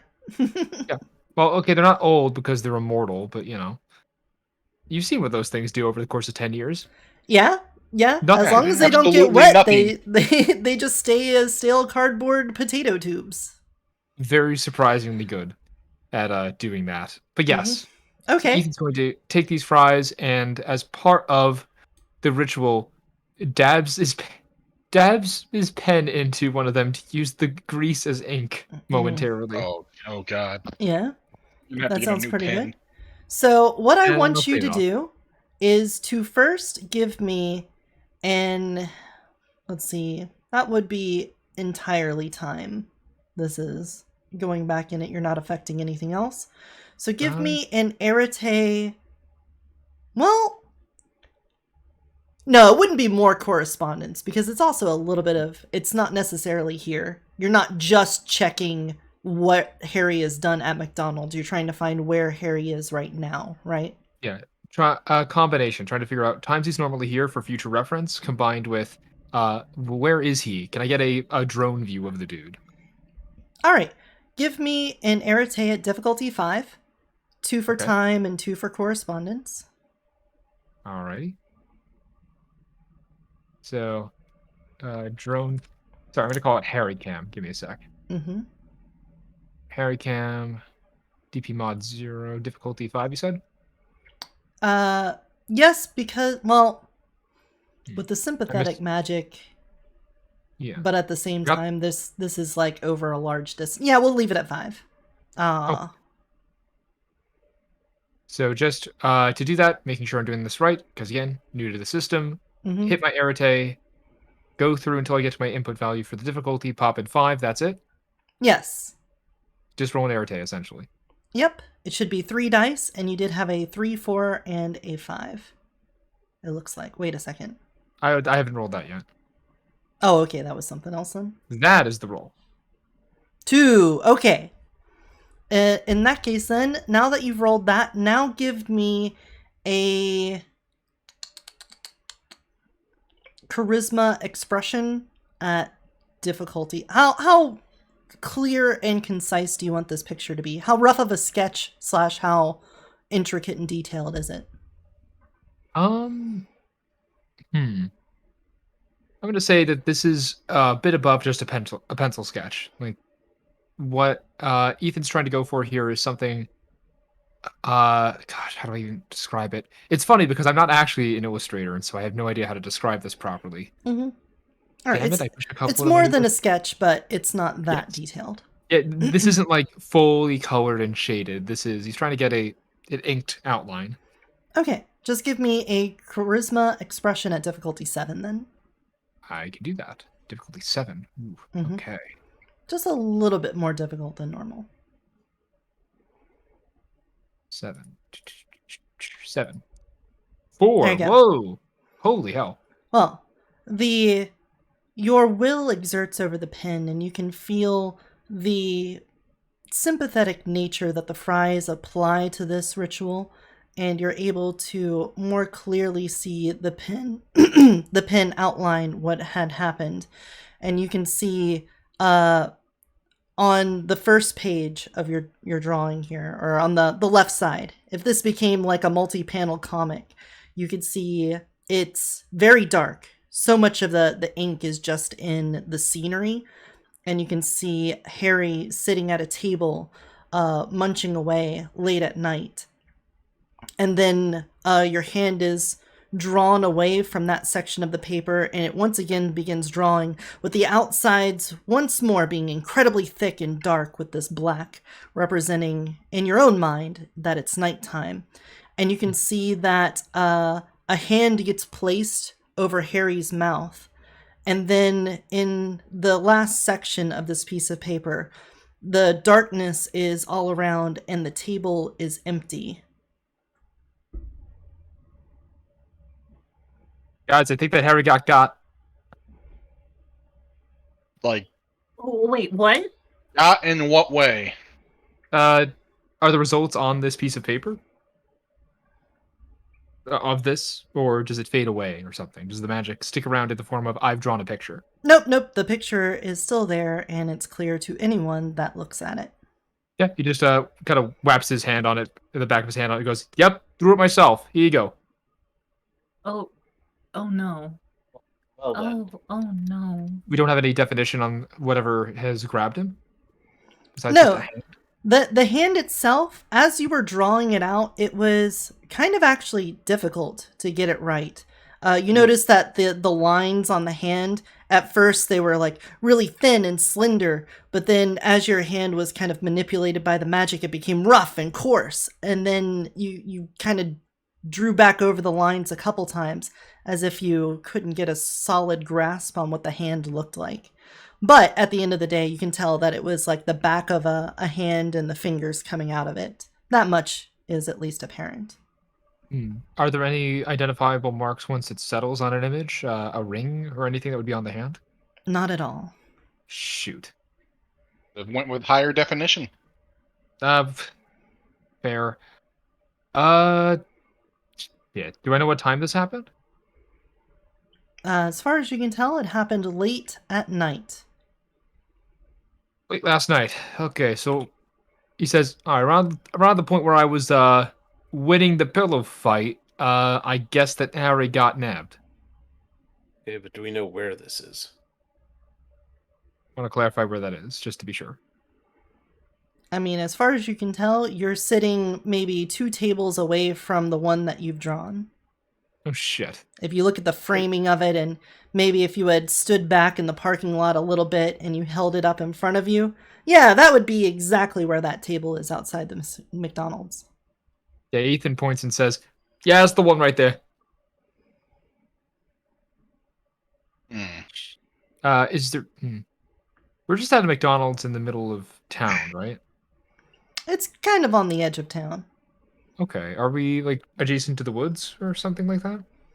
Yeah, like the main thoroughfare that if you were to drive down the highway before making an exit that would take you to Pleasant Valley, this McDonald's is basically on the way into town.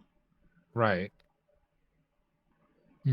So basically, in either direction, you're going to be following along the highway through the woods. I'm not really concerned about who took him. I mean, it's Pretty I mean, obvious. yeah. Wait, obvious. What do you mean?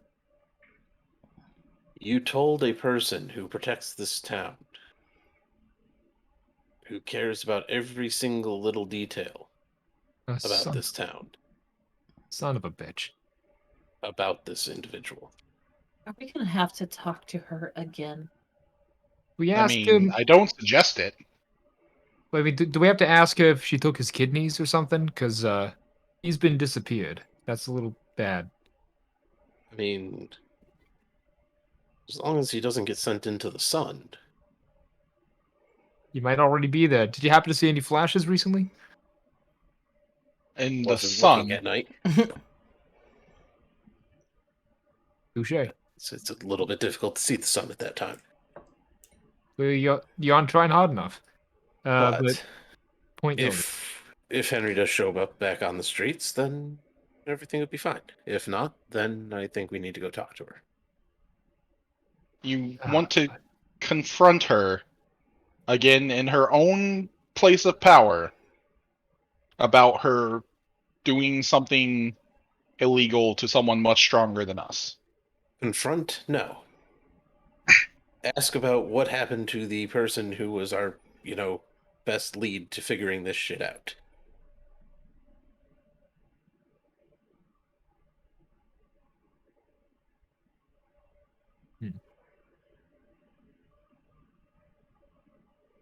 Well, either way, we were losing a homeless guy who was supposed to fill me in. So I guess we gotta kind of find the guy, assuming he's not dead.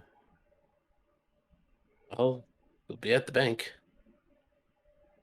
Well, first off, Ethan, if you do come from a group and Harry is part of that group, maybe do you have a way of contacting about that? I think he was supposed to be my contact. So you have no way of actually contacting this group on your own.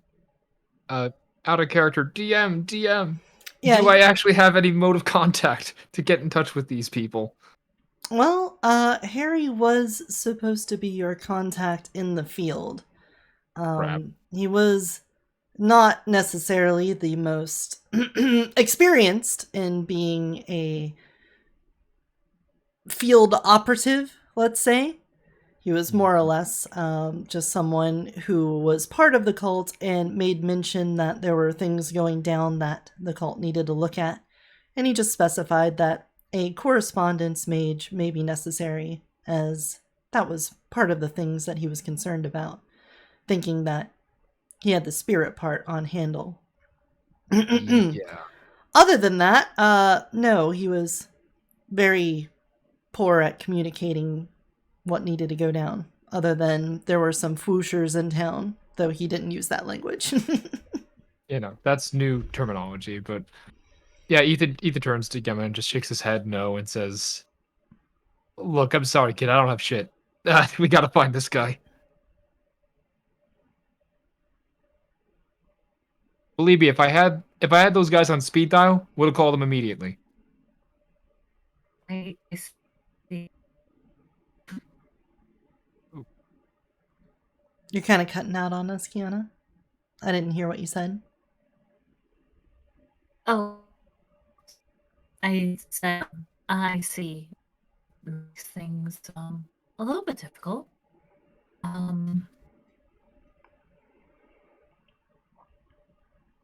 don't know. I can't help but think that if we go to If we go to her, I don't think she'll be particularly forthcoming. If she is, in fact, the person behind this. And who I mean, would the you other have- perpetrator be? Well, I was Is going to there- say, if it is her, she might not tell us anything, but might admit to it, which would at least allow us to rule out that there's somebody else just randomly taking people in the night. People that specifically she would have a reason to not like? I'd kind of like to know if there was somebody else like that in this town. Well, I suppose there is a good way to paint it. Perhaps we could ask about it in a way that is more appealing to her. Mention that someone has disappeared and that it might be a problem that she might want to look out for. Yeah, we could tell And- her that. Oh, sorry. No, go ahead. We could tell her that, despite him being homeless, he is in fact important to our plans. Wink, wink, nudge, nudge. Therefore, if we're gonna do the thing within 2 weeks, guy's got to be intact. Not to mention, if we paint it as us trying to assist by pointing out that something odd has happened, if she takes interest in it, then she probably isn't our culprit. But if she seems dismissive of it, then well, You guys do remember she doesn't actually want us to succeed, right? I'm aware. Yeah. Like, Well- okay, she doesn't want us to succeed in the sense that she doesn't want us to be here. But she does actually want the spirit stuff figured out. And she believes she can do that on her own as long as we're gone. I mean, I say, don't even tie the spirit stuff into it. Just mention that this person has disappeared and that it seems kind of suspicious. And If if we she's the are one that going to- did it, she would know what we're talking about and not do anything to help. And that would. I'm trying to say that if she isn't involved with it, she'd express actual concern about what's going on. Not necessarily for Harry, but just for the fact that something happened in her town. Do you follow what I'm saying? Yes. That's if we even Yeah. talk about this. Which is why I want to go talk to her about it. Except that if we let her know that we know, she could just, disappear us. We already know that she can do that to us. But we And we also should know give that her she more won't. reasons why? Also, currently, by the contract, I don't think she can. You do realize that she likely has a way to get out of the contract that we don't know about. Well, also, the reason why she hasn't done that to us yet is because of your father. Yes, but he's not here at the moment, and now she has an excuse of someone's going around disappearing people in the town. What if she hired someone to do this? All the more reason for us to know, to watch our backs. And we do that by telling her how? By letting her know that we're aware and seeing her reaction. She might not openly admit it, but a person's reaction can give a lot away.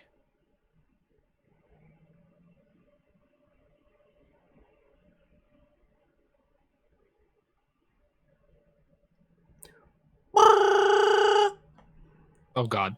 Oh, yes. Oh no. Anthony, Who's- your cell phone's going off. I answer the phone. Hello? Hey, yo, it's the Pleasant Valley Construction Corporation again. Apparently, we're also from Boston. Who would have known? Good workers up. Hey, I'm building here.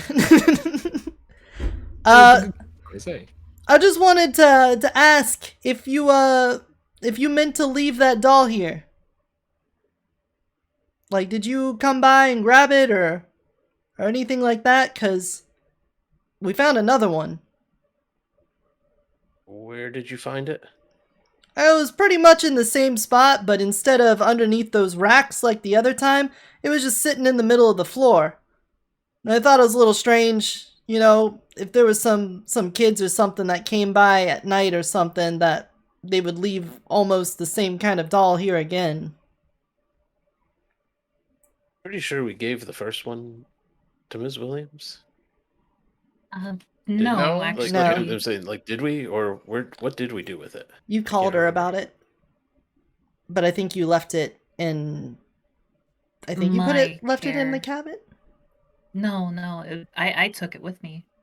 I put it on my bedside table. That's right. Yes, along with the teacup Okay. and the book. Right. Yes. Okay, Oh god, so no. what we need to do is go and check your nightside table to see if it's still there. Yes. Let's go check that, I suppose. So you want me to I'll just leave this in the same cabinet as last time, or? leave it there? I'll be on my way to get it.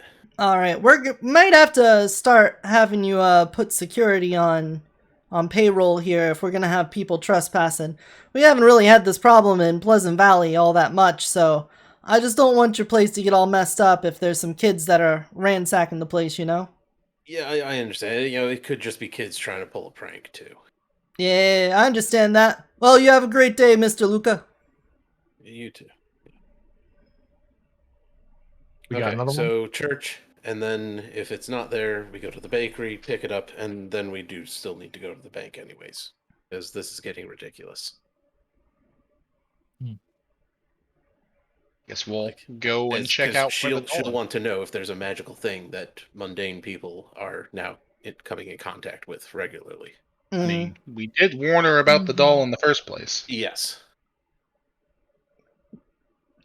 Well, you return to the church, where it seems like the volunteers have finished up, and they simply left the church, and they put a note on the front that said, normally Father Andrews lets us out, or locks up behind us, but we know he was sick, so hopefully everything's okay. Oh, right. Yes, dang it. Okay. I probably should have stayed to lock up behind them, but oh well. However, you go into the church, and it doesn't seem like anything is necessarily amiss. Okay. And upon returning to your dormitory room, there is a doll still sitting there on your nightstand with its little burlap sack made skin and its button eyes. So it is right here. Doesn't look like it's moved anywhere. Mm-hmm. I guess that means there's two of them. I don't know. I think that's actually worse than it being the same one. That is concerning. I'd rather it be just one that's drawn to a specific location rather than multiple just being teleported into my bakery. Yes, that's concerning, but I'm noticing we really do need to. So take it with us. We will go, we'll get the other one, and then we go to the bank. I suppose. I'm not playing games on this. Does it feel like to any rest of you that we're being pulled in a lot of directions? Or maybe it's just one person pulling the strings to get us away from something else. It could be. Maybe. Once again, random objects appearing out of nowhere seems to be someone's specialty. Which is why I would like to trust it to her to look into while we deal with the other thing. So, you head over to the bakery then? Yes. The construction crew is quite lively right now compared to when you showed up last time at the end of their workday. You can see that the foreman is sitting inside his trailer, and as you pull up, he steps out and says, "Hey, isn't it the big guys themselves, Anthony, Nicholas, Bissett? Mm-hmm. Everything's running smoothly here? I wasn't sure there was going to be additional people on the premises today. But I can go fetch that item for you so you don't have to go bump your head or anything like that. Oh, that'd be wonderful. Thank you. As nah, so it's okay. It's okay. All right.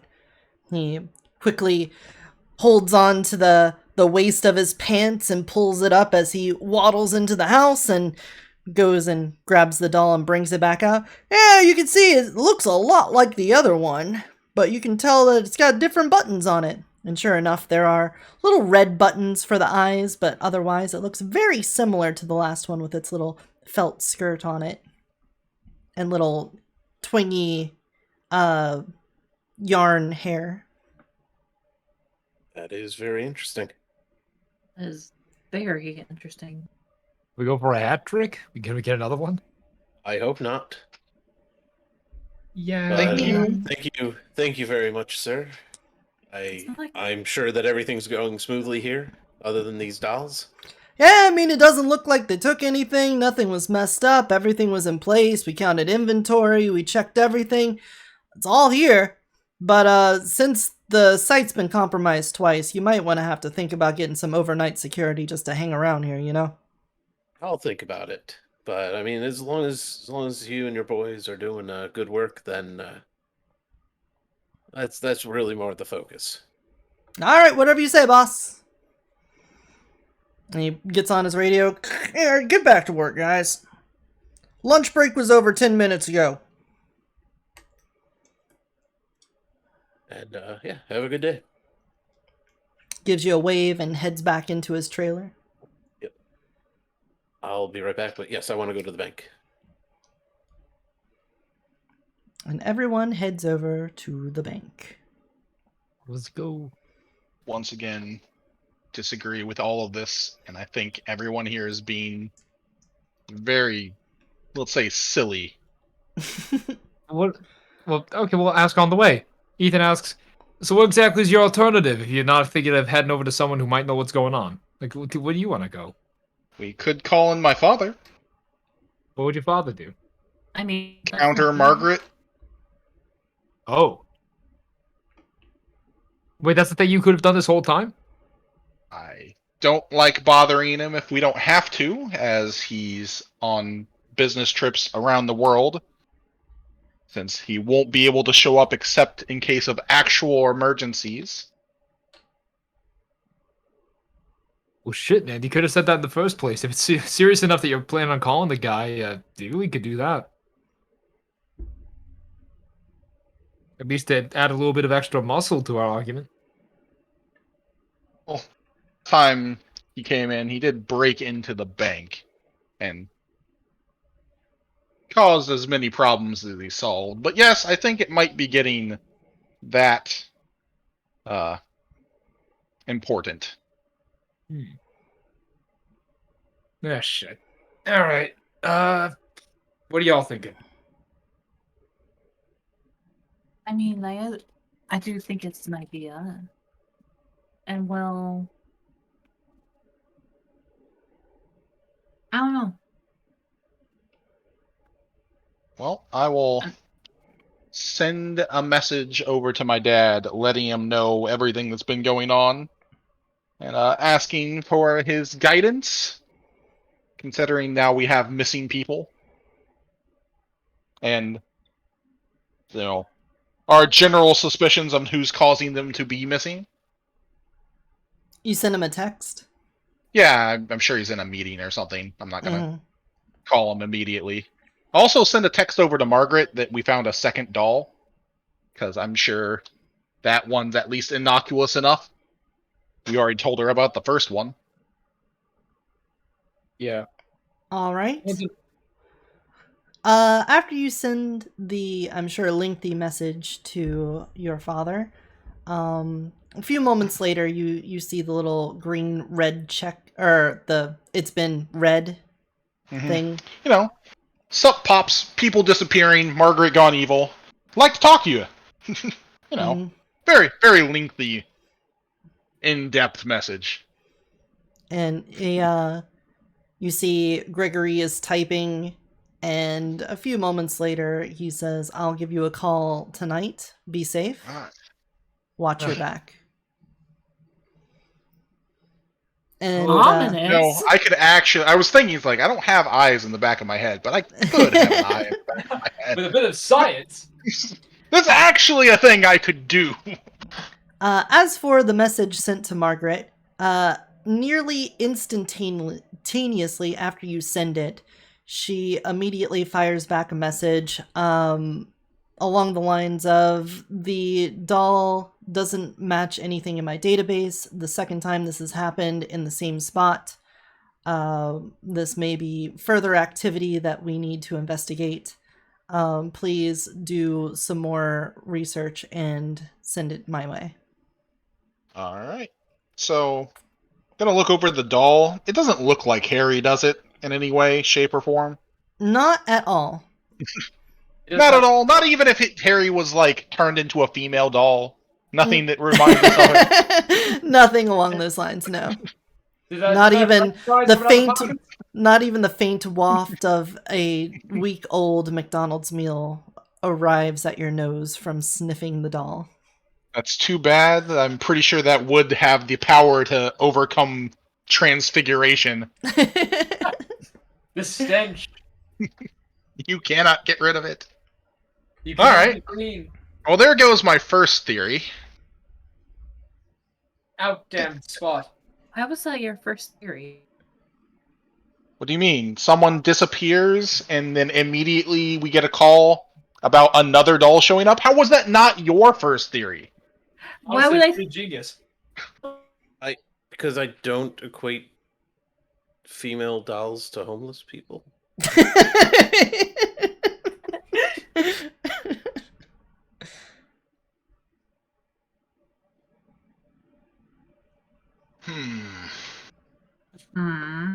The house was already haunted once. It'd be very unlucky for it to have a second ghost in it.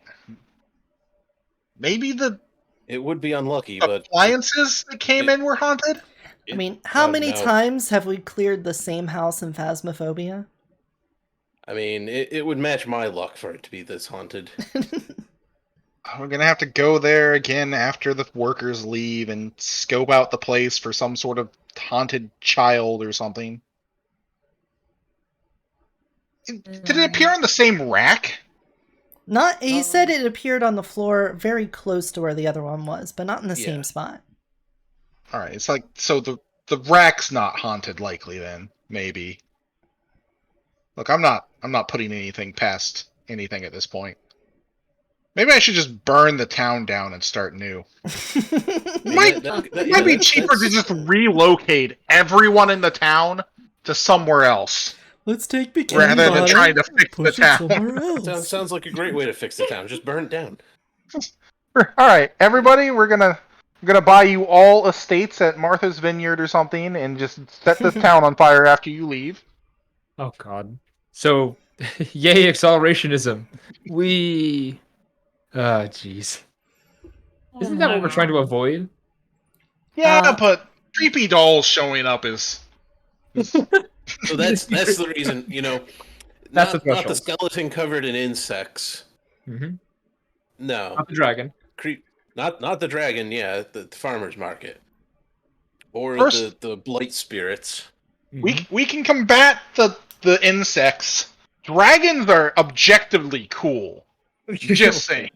That's fair. You know, he's got dolls that teleport in. That's it. We got to burn the whole town down. Have you ever seen a fucking horror movie? He's got a point there. I don't want to be stuck in the ring or whatever is going to happen after this. The ring? Have you? That's right. You were an orphan. I'm sorry. You know, clearly you couldn't watch the R-rated movies. I've never seen incredulity turn to pity so quickly. It just shakes his head over at him. All right, next downtime we have, I'm putting her through a thorough cultural updating. Oh my God. Okay then. Oh, here we go. Are you going to put her through an 80s montage while you watch 80s montages? Maybe. Yes. Just get her quoting Die Hard and other movies for the next, several sessions. Oh my god. I think you need to do Veggie Tales. That it would be a start. Oh yeah. Yeah. Sorry, I'm derailing this as much as you guys are. I Oh, we are going I think all it's out. great. To me, this is what real gaming with friends is about. Yeah, this is Yeah, how yeah. every D&D game that's good should go. Tons of shenanigans. At least All right. one run-in with the IRS. Forget about At least That's who you'll find that Margaret is actually working for. oh Oh shit. no, Mhm. she's Gemma catered on to the fact that I haven't paid taxes in 20 years. She's a Fed. I knew she was a Fed. Nicholas and crew commit tax evasion. I love that game. Oh no. All right, well, we can't do much about the doll other than, I guess, have everyone here check it for fush. Or Let's fushery. Check it. You do have many scans here. I check it for the foosh by opening the book and setting the doll down on my lap like I'm gonna read it as a bedtime story. Does it spurt water everywhere? Can you give Oh, me does an it? Arete at difficulty 4? Hmm. Okay. Hush, hush, hush. That's the Well, sound of fushi. as you are next to the bakery still. You're still sitting in like the car outside of the bakery in construction, or did you guys go somewhere else? I mean, I always thought we were driving while we were talking about VeggieTales. Yeah. I drive, so I wasn't going to be texting while I did that. I mean, I could see Nicholas texting and driving. I don't know. It I just seems only like a have thing you one dot in drive. Look, I know your character hasn't seen Doctor Strange, but Okay. I and already have magical powers. I don't need the broken hands part. inside of the pages of the book, they once again fall away, transparent. You see through into this doll, and while there is some, I want to say mutation of it, that's not exactly right, distortion of it, it looks a bit more cheerful and friendly. It doesn't look as foreboding as it does in reality. It has a certain charm to it when looking through that spiritual lens. But otherwise, you see no magic attached to it through your spirit book. Well, aren't you a little doll? Pat, pat, pat, pat. Hey guys, if these keep coming, can I start a collection? Oh boy. I don't know. I think they're cute. They're 1920s Fumos. Yeah. No. Ye Burlap. old Fumo. No. Yes. But yes, that's what you can discern from it, is that it looks nicer when viewed through a spiritual lens. Yeah. Very nice. Very happy. I like it. A very happy, spiritually creepy doll. Yeah, as opposed to the crying one before. Poor That's thing. right, that one was crying. Mm-hmm. Oh, wait. Do you think if I put the wait? Okay, I actually have the other one with me, right? Mm-hmm. I mean, I would have to make sure it wasn't the same one. I'm gonna put them next to each other. Oh, and Yeah. with the two dolls sitting in your lap and you looking at them through the book, you can see the crying one, the tears continue to roll down its cheeks, while the happy one is just sort of sitting there smiling. And it's almost like their hands got drawn together and they're holding hands. Aww. Oh. Oh, no.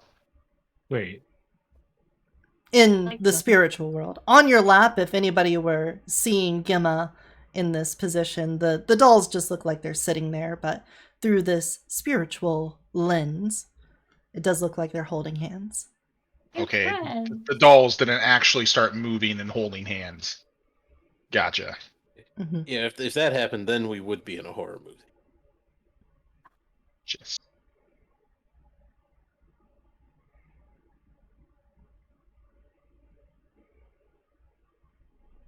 Do they like grow more spiritually powerful or anything now that they're together?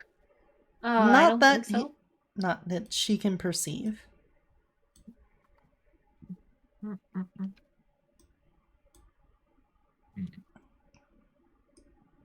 Any other fooshing to go on in the car? Ethan is cautious about how much fooshing he's already doing. The hubris has been activated. I think it's gonna have to wait until we can go into the bakery and observe. Does that mean there's going to be an angry one or something next? Maybe. I mean, if you want, I could just, I don't know, me or someone else could just stay there and, check it out. Stay overnight.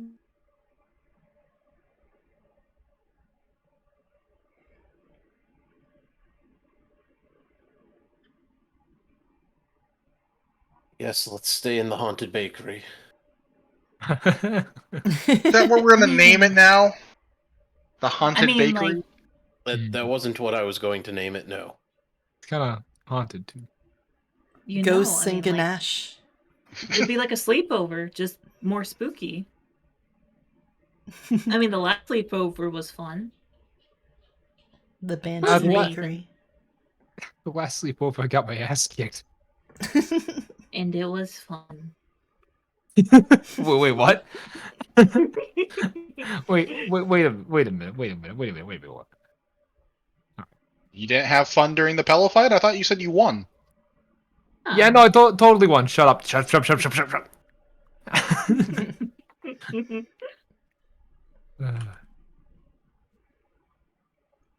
So, is this car just driving in circles around the block then? I mean, I guess, as we try to decide on what's going on. Just doing the Flintstones thing. The Got- tractor just keeps got- cycling. Stuff happening. Got crazy dolls. Did anyone else have any want to look at it, connections to each other or anything like that?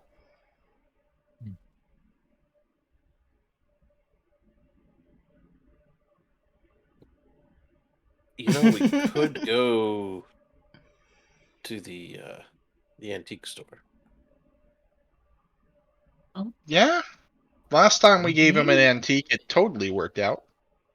I mean, true, but if we really wanted to know more about the history of these items, We could. I don't suppose I could get anyone to, I don't know, take a trip into the woods or something? I mean, like, for what? I mean, we now have the ability to go check that place out. Maybe the dolls are coming from there. wait, what do you mean we have the ability to do so? We have our own space mage. Surely he can get us through the portal. You're right. Yeah, I'd rather not. Wait. You were the one that didn't want to confront her for fear that she would end the agreement and just whoosh us into the sun. But you want to go and remove her protective barrier, or deliberately Bypass? go around it. Bypass? Look, if she's already kidnapping and disappearing people, we might as well go to where they're obviously being taken.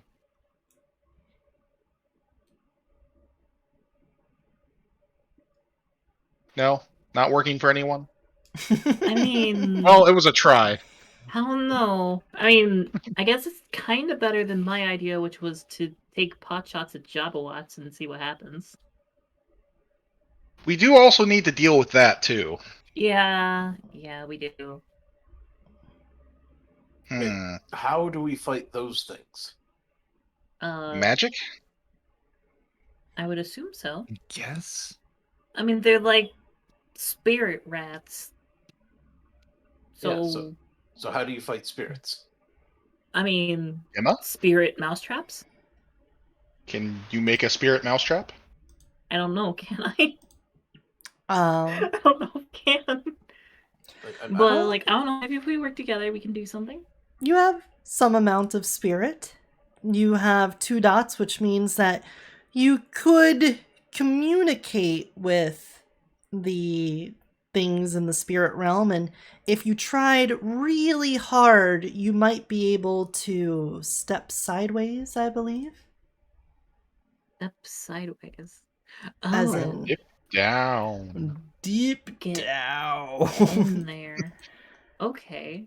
Let me double check that before I say for sure, but I believe that is within the realm of things that you can do with spirit. I mean, if At I could 2. do that, I could just start punching rats. True. Just do a boxing match with them. The Good go. spheres. Spirit. Manipulate the gauntlet. The spirit-savvy mage can now reach through the gauntlet for a turn or two, call across the gauntlet, which is the veil between reality and the spirit world. Speak to spirit entities or touch them for a brief moment, and thin or thicken the local gauntlet. In the latter case, each success lowers or raises the gauntlet by a rating of 1 for each success rolled. That said, a human mage cannot lower the gauntlet to less than 4 within the mortal world. By adding other spheres, the mage could project thoughts across the barrier with mind, or stir up elemental disturbances within the other worlds with forces, or imbue material objects with ephemeral power, with matter, drain essence from spirits using prime, or help other living creatures sense or contact the spirit realm with life too. Interesting. So I could make it so that people can contact. Interesting. That is very interesting. Mm-hmm. So, Yes. what if you made it so that we could speak to the dragon? I mean, the dragon's not one for words, but I suppose I could. We could always speak to the Chibawats. Maybe they just are in need of something we could give them. We could try. They're basically rats, but okay. I mean, I agree that it might be a bit far-fetched, but they're also magical spirits, so maybe they're not, completely mindless. I mean, yeah, probably. We could try it out. Also, do you have something against, like, rodents? You I had, like, mean, a million bugs climb all over you. and did I like that? No. That Weren't was probably the most. advocating destroying all of them. That was the most horrifying experience of my entire life. Well, maybe second. But regardless, I just know the dragon really, really does not like those guys. Understandable. Like, mercifully so.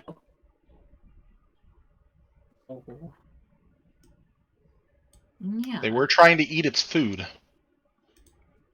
True. That's why I think either way, they need to go. Somehow. Some way. Because I'm not sure if there's really, like, a good form of coexistence for the two of them. That or we just, I don't know. We could... Wow. Is this even a good idea? Because what we could do is maybe after the farmer's market closes, we could try to incite the dragon to just, duke it out like it seems it wants to. I'm sure Margaret will have very bad things to say about us inducing the dragon. Yeah, she's gonna be real pissed. So if it works, then she won't have anything she can do about it. I mean, if it's just allowing the natural order to play through, because it looks like they're kind of, enemies. At least that's my take. Only we had someone that knew and wasn't currently being kidnapped. Yeah. I like the idea of trying to speak to the dragon. Okay. And We I can do think that. we should offer it some food. Okay. Because that is Just- something that we did learn. Yeah, just be Yeah. careful about that. Should we avoid the McDonald's for this one? Oh, absolutely. Well, A dragon like that, good. dragon of the harvest, that dragon Hmm. wants fresh food. Yeah, no, if it's eating the stuff at McDonald's, we gotta give it the good shit. Do you perhaps make something for it? Absolutely. Something dedicated just for it. Hmm. Then I think we have our plan then. Yes. Actually, have we tried to Google the name of this dragon? Yeah, we haven't bothered to do that, have we? I mean, I looked up Spell it. general harvest spirits. I would also remind you at this point that you did receive a thumb drive with an ISO on it from Margaret that had all of the information that she knew about this harvest spirit on it. Oh, shit, I we didn't did. remember Let's that at comb all. through that information. Yeah, that sounds Yeah, useful. I'm surprised. I you probably didn't have do a that. spare computer we can sacrifice back at the house. To the Beset estate? To the Beset cave? To the Yes. Beset Cave. No, Hooray! they don't get to go into my cave. Where you have all of your suits from the years lined up. The world's largest penny. I'm not secretly a Marvel fan or anything. I don't Mhm. know what you're talking about. Anyway, let's go back and check this out then. All right. So you guys head back to the Beset estate, and are you guys all going to gather around the computer, or are you going to divvy up some tasks here? Have one person start cooking for Thumbicole, and maybe the other one's hacker manning this thumb drive? First, when going through that, we need to know what foods it likes. Want to cook it something that it actually likes most. Seem to like French fried potatoes. Mm-hmm. I like them Yeah. French fried potatoes. Mm-hmm. Should we just Is look he over our actually shoulder? here? Harry just shows the fuck up in the car as we're driving back. Yeah, how's it going? Mhm. I kidnapped myself to here. I gasped and covered my mouth with my hand and then fell off the table. Mm-hmm. It wouldn't be out of character for him, let's be fair. Listen, if I'm giving it potatoes, it's going to be better than just fried potatoes. Are we sure it doesn't just like Mashed fresh potatoes. vegetables? It is a harvest spirit. I mean, it eats French fries, so it eats cooked food, and not even good cooked food. Perhaps it just likes the most calories possible. Load it with cheese then. All the cheese. So, Do you have Gruyere? Yes. so we have roasted garlic potatoes with Parmesan cheese. Got it. Oh yeah. That sounds great. Can I get some? That sounds really good. maybe. Maybe if we foosh hard enough. All right. Well, All right. I guess me and Ethan, as the computer savvy people, should probably look at the computer stuff. You overestimate my ability with technology. You worked in an office. You can use a USB drive. That's fair. I don't think Gimma can. Yeah, probably not. She's one of the ones that's like, I turned on the monitor. Why didn't the computer turn on? I Where's the actually... That's right. I have a rank of computer. You do. Keep in mind, As do I. Gemma has not used a computer in her entire life. So Oh shit. Yeah. let that be No, known. you're not touching that. Yeah, reading over the skills, it's like one rank means you can open up files. Yep. Mhm. Mhm. I've got a rank in computer and technology and drive. That clearly means hard drives and CD drives. Exactly. All kinds of drives. Yeah. You are also No. good at golf, at least at driving. Yep. But not putting. I can't putt. Yeah, you can't They don't putt. call it. They don't call it a soft drive. Wait, no, wrong place for that joke. Oh, you're on the right Brain is- stream for it. I've got no idea. Look, Well, damn it, Anthony, you're dead to me. how Yes. good of this cheesy potato meal Is it going to I be for want the this dragon? to be like the best I can possibly make. The best you could possibly make is going to be a difficulty 10. I will spend a willpower on it. Oh my. All right. This is going to be rough. Then please do your dexterity crafts at difficulty 10 to I make know I'm the setting best myself up for Drum failure. roll, please. the best Malice. damn cheesy potatoes the world has ever seen.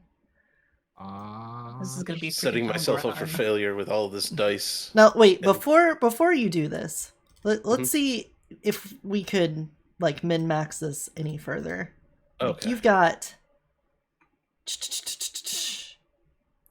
entropy.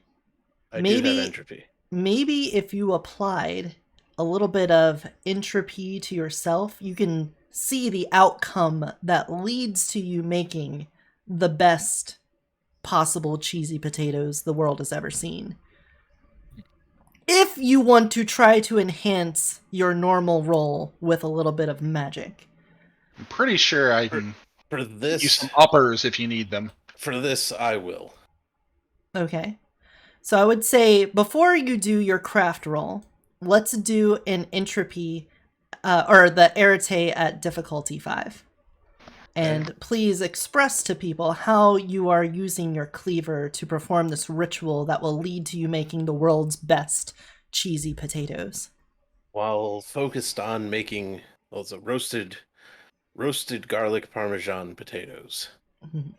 I am using my cleaver to cut the potatoes while completely focused on the outcome. And just Describe to us the aroma, the visual, the texture of these potatoes. Bring them into reality with your description, Anthony. I mean, at first, when you see the potatoes just covered with that Parmesan cheese, the crispy skin, the smell of garlic hits your nose.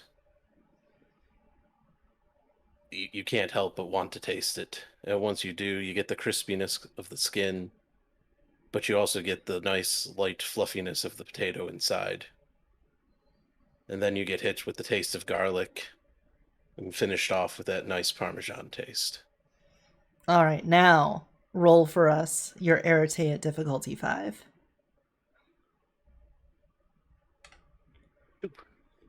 All right. With these successes that you got, you can better navigate your way to the outcome that you're looking for. And we'll now say that difficulty 10 has been reduced down to a difficulty 8. It is still Okay. the same caliber of food, but it is now reduced in difficulty because you've already seen the outcome that you're reaching for. I have a hypothetical question. Yeah, go ahead. If the difficulty is reduced to 8 now, if he then went to difficulty 10 again, would it technically be a difficulty 12 result?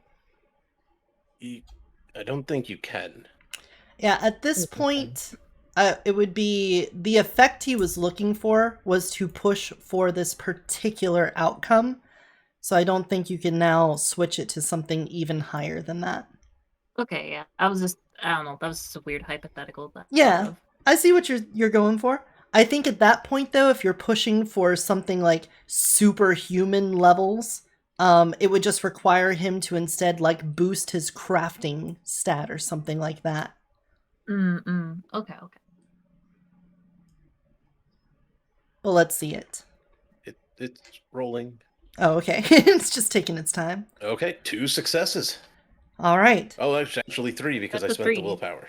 Right. Yeah. You did get an automatic success on that. So, the preparation time for this was actually pretty lengthy because you needed to make sure that the potatoes were already a little bit cooked before they got cut up and chopped into bits. And then you had to make sure that you shredded the cheese just right, and you minced the garlic down until almost a fine sand that then was made so soft in the baking process.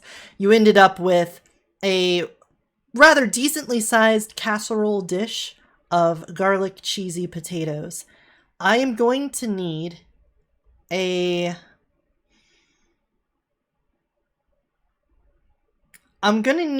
willpower roll from Gemma at Okay. difficulty 6.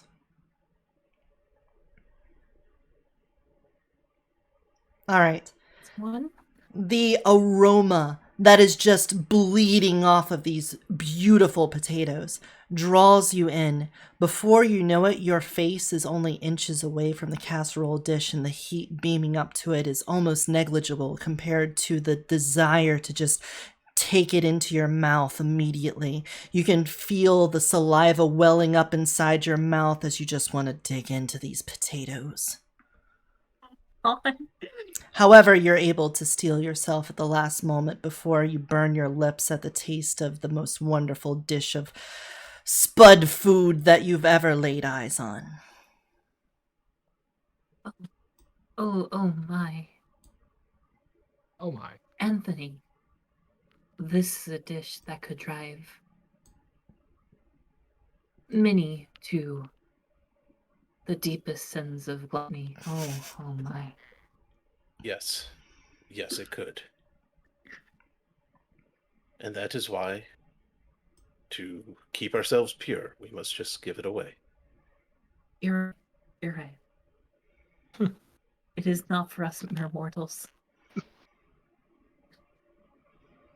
All right, and with Nicholas and Ethan, did you find a computer in the estate that was free to be infected by Margaret? Yes. We'll use the guest computer number 3. All right. Not number More than 12? No.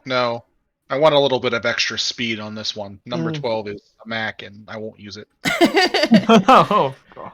Well, you dust off the old Pentium 2 processor computer, booting up to Windows Millennium Edition. There's a reason why it was never upgraded. It does have a USB port on it that is the just standard USB, thankfully.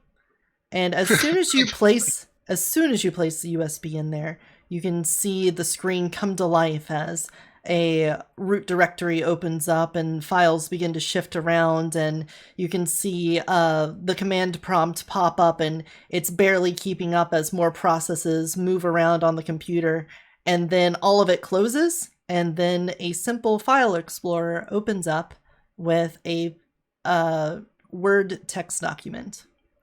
Fucking knew it. Fucking knew it! All of that for fucking... Oh my... Trying to Oh my infect my computer systems. Anyway, I'll open up the Word document. I did. 'Cause at this point, the computer's already going to be trashed.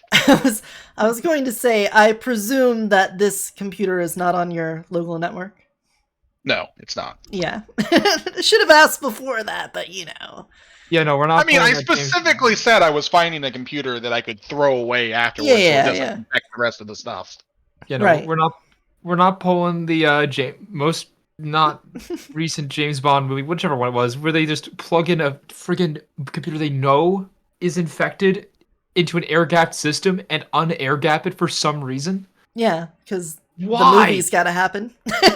God, I actually got mad in the theater watching that, not gonna lie. Yeah. I was like, what is wrong with you? I'm sure every sysadmin in the world pulled their hair out at that point.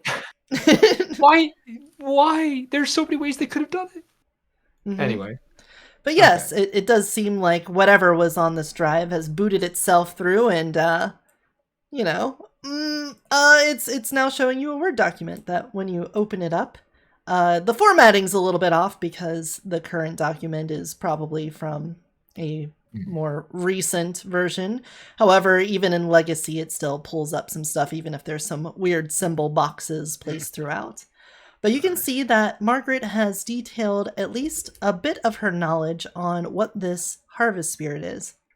It starts with her talking about back now close to 20 years, when Josephine was only 10 years old, she seemed to have had an awakening event. Margaret notes that she wasn't exactly sure when it happened. It's not like she was notified of an awakening. She just estimates that's about the time when Josephine had her awakening. And since that time, small curiosities were going on around her house that she would investigate whenever she had the time. It wasn't anything major, but she did realize that there was a mage in the area, and after figuring it out, it came down to being Josephine. Now, at the time, Margaret did not have any spirit knowledge necessarily, but the curiosities were mounting on top of each other, and it eventually grew to the point where she would have to, from the shadows, sort of push Josephine away from opportunities to make friends and go out and go on field trips and things like that on her own. There would always be little things that would pop up that would make it difficult for her to get along. But in the times where she couldn't do that, other things would happen. Some children would find themselves drawn to playtime beyond what they would normally do with other kids. They would be attracted to Josephine and want to hang out with her for a really long time. And she seemed to be quite the leader of her middle school grade kids as she grew up. And one of the things that was noticed is that she would start spending time at where the current farmer's market is. And she would take her after-school snacks out there. And she began coaxing a spirit that seemed to live there into being drawn away from whatever its purpose was, as spirits seem to always have some calling or something that they enjoy doing. And Josephine's constant attention began to affect the local harvest. And it didn't take long for this spirit to grow restless. And it seemed that the more that Josephine hung out with it and palled around with this spirit, the less the crops in the area would grow. And over a couple years, there were plenty of things that Josephine got into trouble with, as already been detailed multiple times through her own account and Father Andrew's and whatnot. But a constant through all of that was this harvest spirit seeming to affect the ability of the local agriculture to produce at what it once was. However, after the events that led to Josephine leaving town and not returning, the harvest spirit seemed to have gone into a slumber, a resting state. During that time, Margaret said that she was able to do her own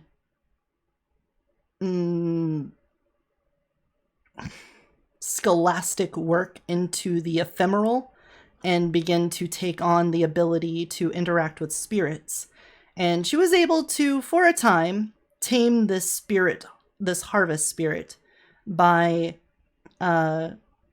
just setting aside some of the leftover produce and leaving it there after the farmer's market closed. On occasion, roughly maybe once a year or so, it might grow particularly restless and leave its spot, and so she began to set up wards around the farmer's market so that if the dragon ever or the spirit ever left its spot, it would signal to her that she needed to head up there and coax it back into its nesting spot and feed it and put it back to sleep so that it wouldn't affect the crops. And that is up until the most recent events, where its activity spiked enormously and it grew very restless. And instead of being able to control it and maybe once a year going out there, she found herself having to shut down the farmer's market multiple times in 1 week just to feed it and keep it satiated. And even then, it seemed to have a greater hunger than normal. Hmm.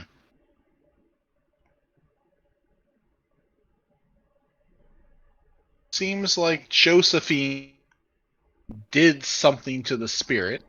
Also, what a terrible, terrible person Margaret is. Oh, there's a kid getting magical powers. Better isolate her so she turns out to be a terribly maladjusted adult. No wonder she went around greenpeacing the area. I was gonna say it all makes a lot of sense, actually. Could have been well adjusted, and you fucked her up.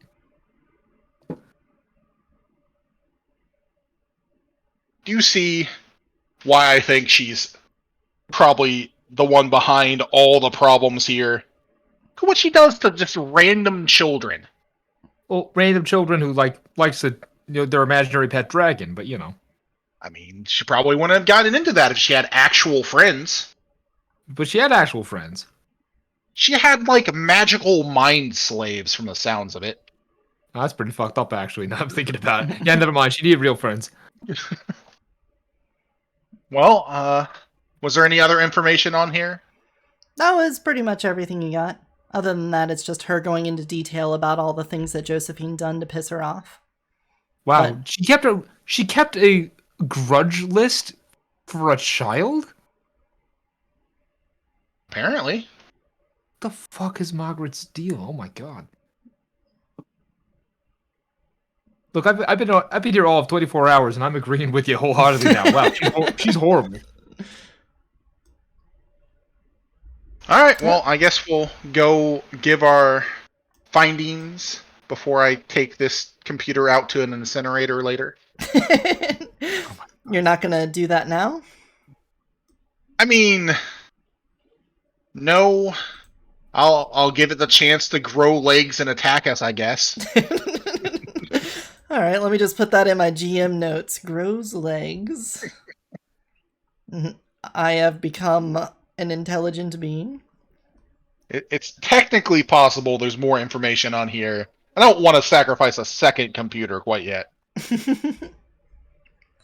Well, in that case then, you go to meet your cohorts out in the kitchen, and I'm going to need both of you to make a willpower save. Or a willpower roll at difficulty 6. I guess it's still kind of a save. It's kind of a save. Sort of, kinda. You mean they haven't gotten all boxed up and hidden away from the world yet? It's the smell. It lingers. It lingers. All right, Well, I will willpower click it this is. button that says willpower. Description is must eat. Yeah, you don't stop smelling garlic that easily. Yeah. And that cheese. Oh man, that crispy smell of cheese. Well, I failed. Negatively failed, but I failed. DP mod, Which makes or- complete sense, honestly. Give me that difficulty again. The difficulty 6. Sorry, default. All right. Okay. Well, Ethan, Yeah. while you are also drawn into the smell and your saliva builds to the point where you have to sort of drink your coffee just to stave off the idea of placing those delicious, fluffy potatoes in your mouth. Nicholas doesn't fare as well as you. He doesn't have a distraction to help pull him away from it, and his hands reach out to hold the box just for a little bit, maybe just to get a closer smell. You have to touch The their whole- warmth. If he's reaching out to touch it, I will. You're gonna slap my hand. I will smack his hands with my wooden spoon. Mhm. That man cannot be allowed to have that. I feel like this is now going to be a melee versus what defense? How does this work? Are you going to fight for the potatoes? I mean, I'm gonna try to not get hit by a wooden spoon. All right. My hands are important, damn it. I'm sure he did not hit them hard enough to even do bruising, but I- if you want to Not do It's with the my strength of principle. one. if you want to do a dexterity brawl to dodge, Athletics to dodge. athletics, yes, do Ah, I a have dexterity athletics at difficulty 6, and Anthony, do us a dexterity melee at difficulty 6. Okay. I didn't get a 10. That's sad. I have a specialty in hands. Mm-hmm. You will not catch these hands. On another day, you will catch these hands. But let it be known that today is the day you nearly caught these hands. I miss. Yes, you go to swing, however, Nicholas retracts his hands and suddenly comes to his senses once again. Okay, the goal was achieved. Potatoes are safe. However, they're only going to be the best potatoes in the world for a short amount of time before they become the best potatoes in the world. That's true. Did we time this correctly so everything would be closed down? We could go? Or did you not take that into account? It took a while. Oh, it took a while to make them, so he's good there. The farmer's market will be sufficiently closed down, and unless there's some stragglers hanging out there, which Margaret has said before, there are sometimes people that are very relaxed about the scheduling. You know, we sure we can't just eat these now and make another one later when we're sure about it. I did not pour my heart and soul into these potatoes just to do it again.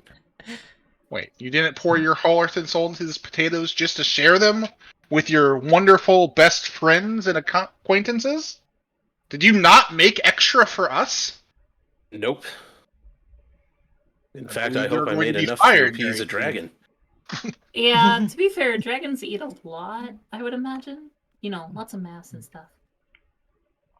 Mm-hmm. Well, you better triple wrap it then, because we're going to be in a car with this smell for an extended period of time. I don't. You Yeah, can't pop that. just wrap it so much that you might ruin the texture. You know, pop that shit into a Dutch oven and just kind of close the lid. Hopefully nobody opens it before we arrive. We put it in the microwave and take the microwave with us. Oh, no. I didn't say use the microwave on it. It's just a closed-in container. Why? Why? To block out the smell? I don't want to crash on my way to the farmer's market because I'm distracted. Well, clearly I got the willpower. I'll hold on to it. I will hold on to it. Yeah, No, where's his willpower check? Yeah, you can not. You can trust me. Just opens Yes. it up slowly. Wooden spoon at the ready. Does everyone pile into the car then? I guess. Fascists.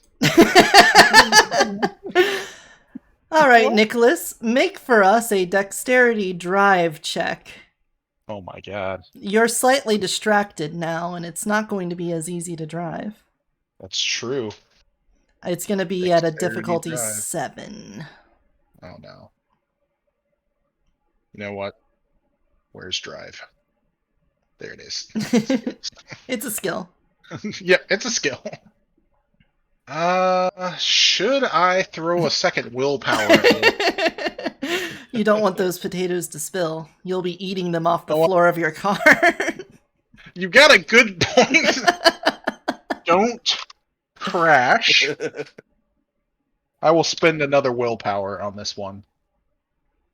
You said 7? Yes. Okay.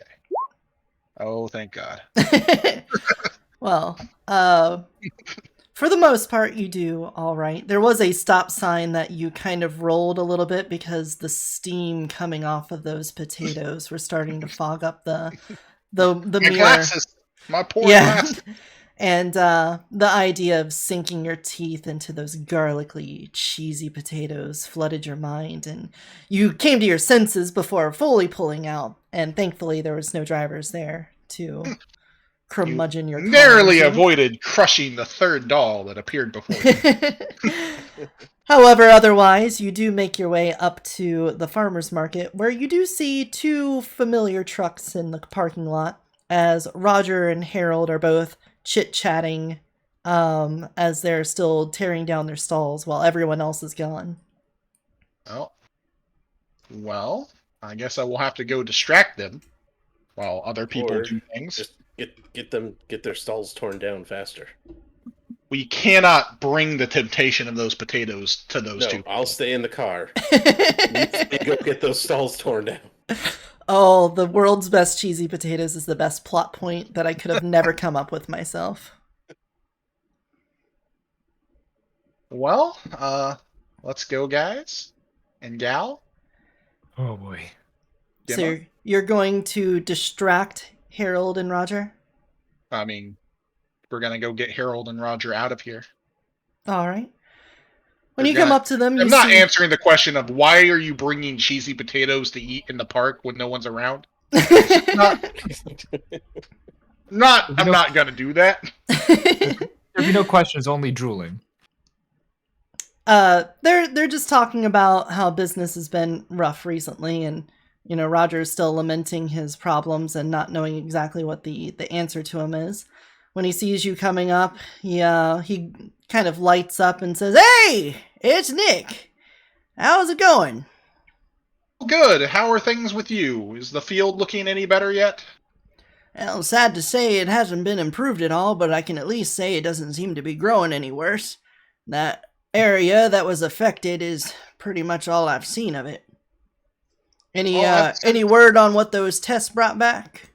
Not yet, though. I should get it. The labs don't work over the weekend, sadly. Right. That makes sense. You're a good boy, Nick. Thank you. Thank you so much for helping me. You don't understand how much that means to me.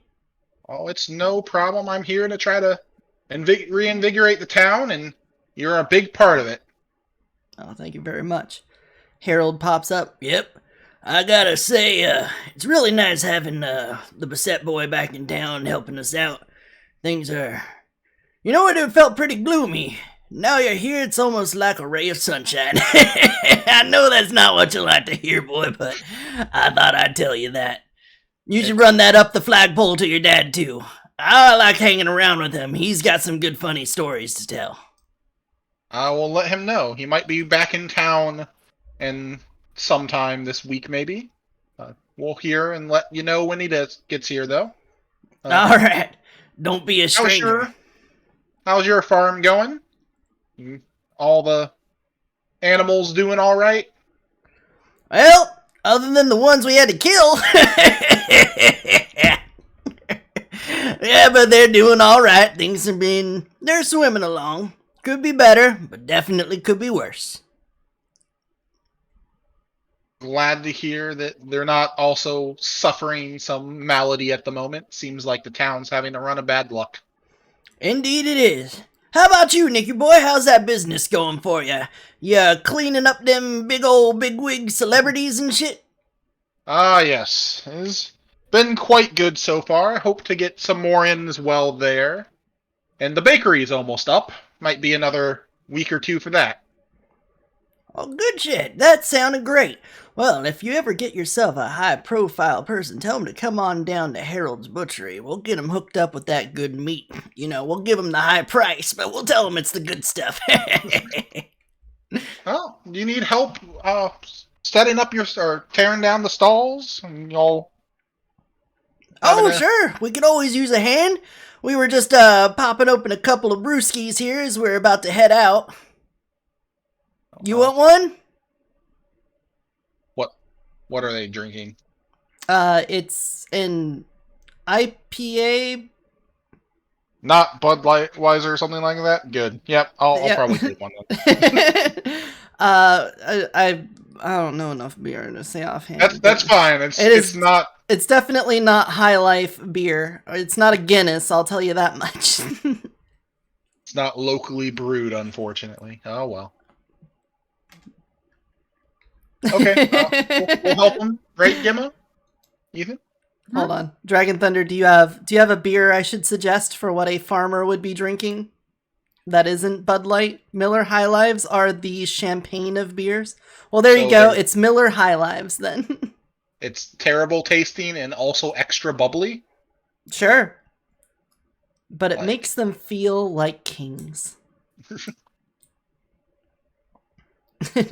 Anyway, as Nicholas distracts them with his brimming social abilities, speaking of which, how about you do a manipulation Um, Sounds good.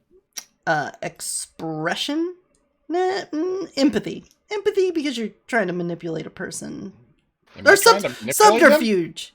Well, you're distracting them. Right? I was trying to get them to pack up so we could go. So I was being charismatic about it, wasn't I? Sure. Sure. Maybe. I mean, that's still trying to get somebody to do what you want them to do, right? Just asking them about how they were and ingratiating to them. I was being very empathetic, I felt. All right. Well, give me a manipulation empathy then at difficulty right. 6. I'll take it. You know what? A 5 because they're a little bit drinky. Alright. Do I have a... Let's put it here. Manipulation empathy. Close that one out. Hit this button again.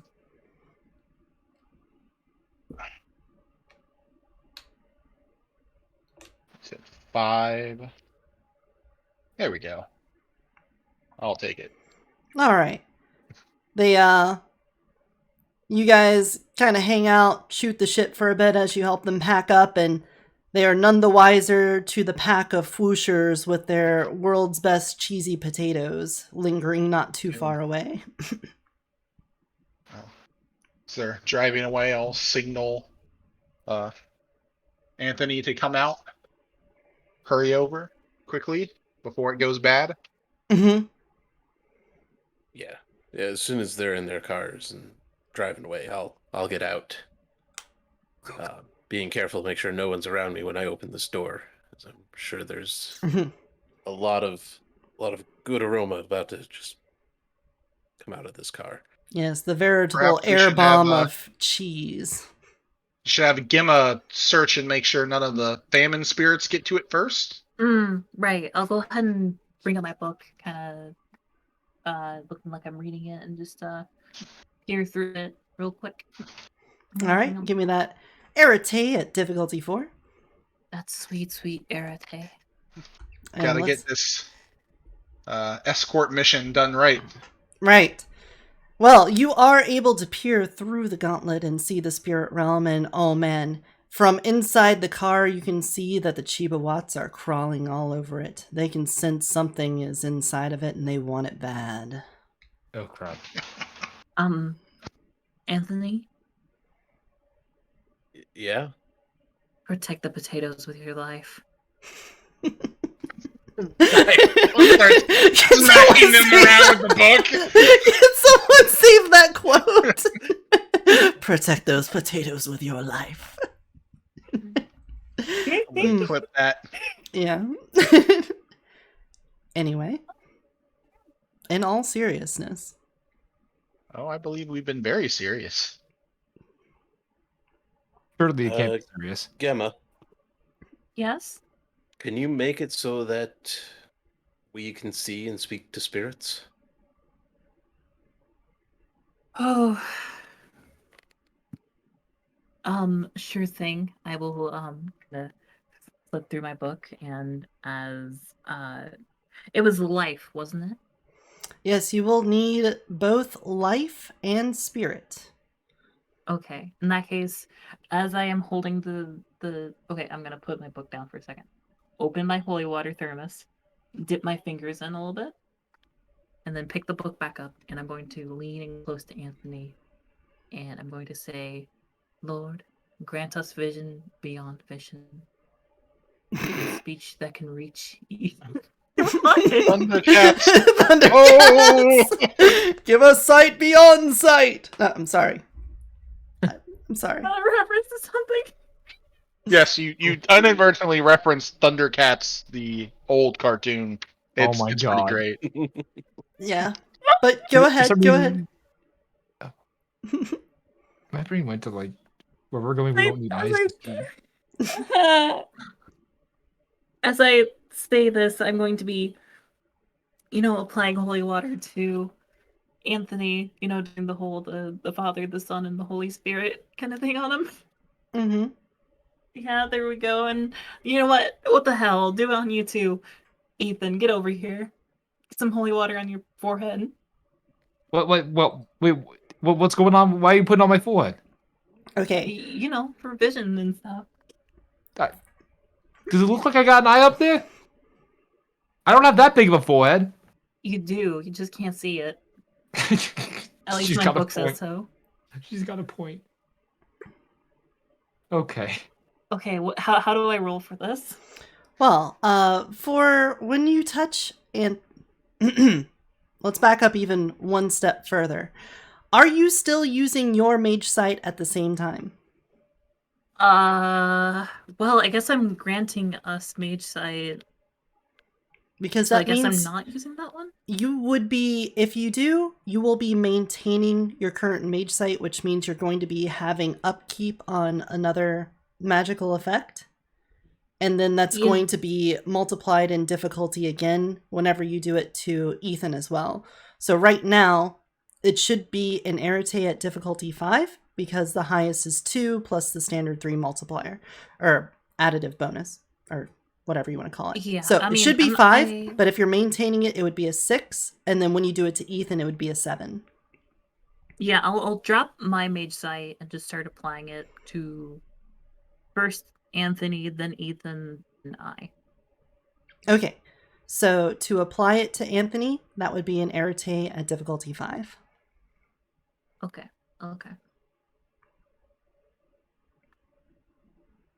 Difficulty 5. Mhm. There we go. That's fine. Okay. And then if you want to do that with Ethan, while maintaining that one, it's going to be a difficulty 6. However, I will let you know that one success means that it's going to last for a very short amount of time. I see.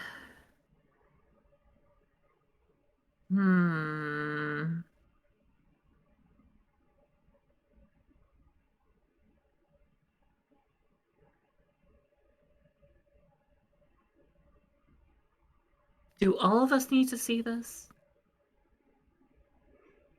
You know what? Fine. I'll keep going. I'll keep going. All right. It'll be a difficulty 6 to keep it up on Anthony and now also apply it to Ethan. Okay. There you go. That's 2 successes. And then if you want to reapply yours now, you can go ahead and do the Arete, but it's now going to be at difficulty 6 instead of 4 because you're upkeeping Okay. 2 other visions. Yeah, that makes sense. And you can also Oh, use, I was going to say, did you want to use a willpower or anything like that? I don't think it's necessary to use a willpower. It's fine. It's fine. Okay. Well, Anthony, as soon as the holy water touches your forehead, your eyes sort of illuminate and a film of a golden hue to it begins to tint them before it shatters away, and you can see into the farmer's market and the car around you that everything is sort of exaggerated beyond belief. There's huge stacks of cucumbers and the corn piles reach to the sky. It is just an enormous amount of food all around you. However, the vision that would otherwise be beautiful in its splendor and grandeur of all of this fresh produce is a bit mired by the fact that there are these little, you see things as fire, magic things as fire. So you would see these little balls of heated gas that are kind of floating about, and as they touch the produce, it singes and burns away, and the little balls of fire just kind of move around, and in their path, there's this char left behind. Ethan, as the holy water touches your forehead, you are also drawn into this spiritual zone where you can see the same sort of scenery where it comes to the produce. However, with you see little icons of programs that are moving about the produce and along the edges of the car, trying to weasel their way in. They're very pixelated, and as they move over things, you can see like a mosaic filter blur on the things that they touch, and then it eventually kind of fades away. Raid portal. Welcome, raiders. I'm ready to. Well, now this is receive you. trippy. Thank you for the raid, Luthi. We're doing a little bit of role playing. Just hit exclamation point is role it play, working and well? I hope you guys enjoy. Yeah, nope. Think it's working. Okay. Well, I suppose we should get going to see our dragon friend. Well, I hope I can see him in HD.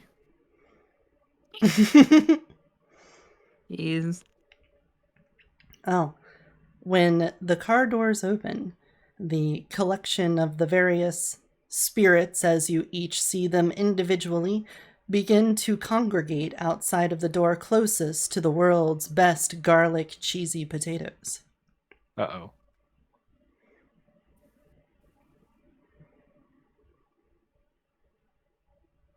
I begin to move quickly. Do you now? I must protect these potatoes. I can't let them get overcooked.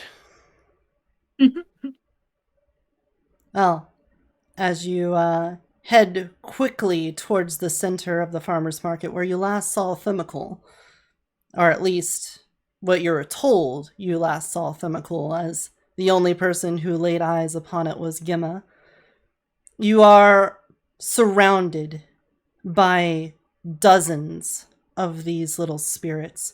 The little balls of fire seem to tug at your pants, and while the effect of that scorching that you would see on the produce doesn't replicate itself onto your clothing, you can feel them with this new sensation of the spirit as they begin to climb up your pants leg. No. For the others, you merely witness in your own vision of the spirit realm what's happening to Anthony as he runs towards the center of the farmer's market.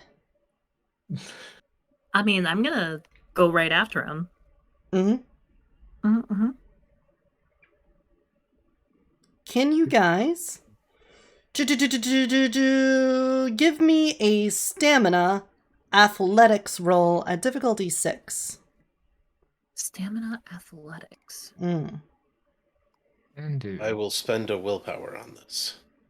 I would All also right. like to spend a willpower if that's cool. Yeah, that's It's great. gonna be a bit concerned about why everyone's suddenly sprinting out of the car. It could be concerning. Difficulty 6 again? Yep, difficulty 6. Oh yeah, thanks to willpower, with 2 dice, I have 3 successes. Mm-hmm. 2 successes total. Boot that right. willpower.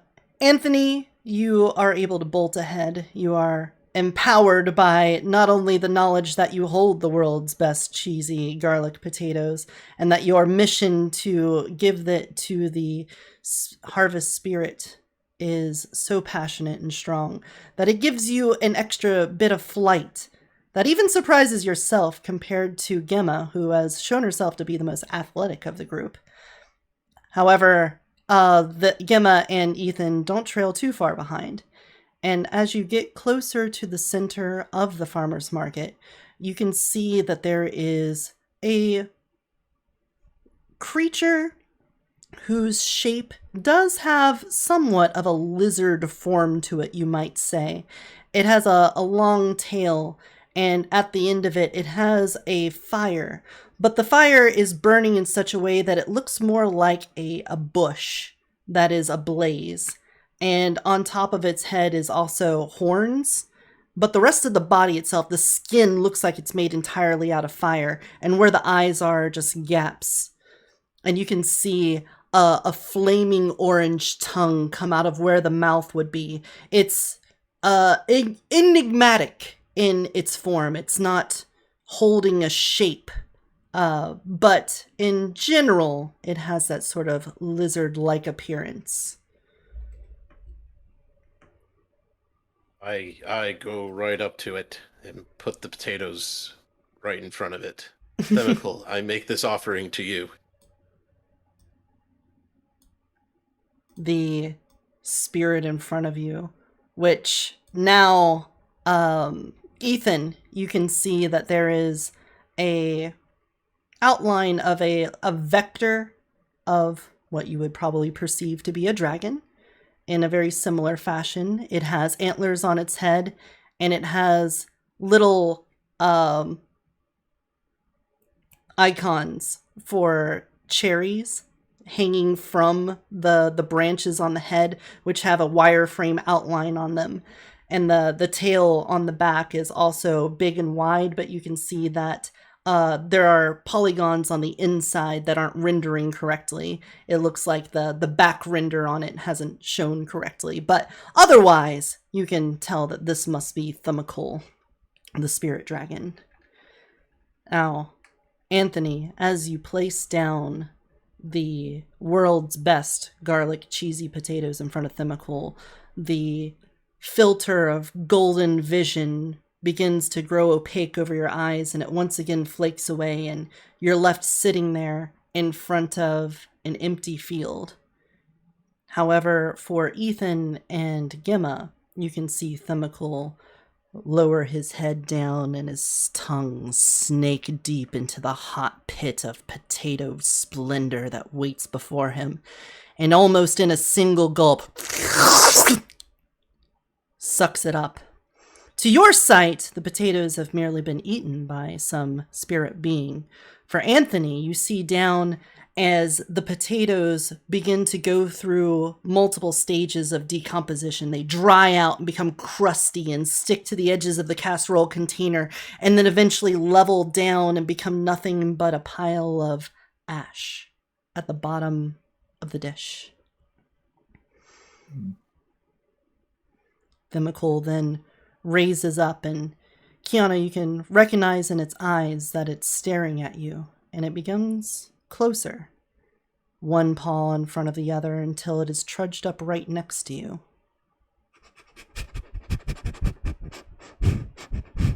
Smelling your book.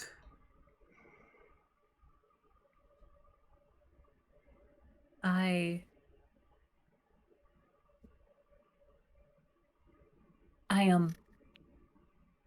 let it get closer to the book, just to get the sniff. The sniff. It continues to sniff, but then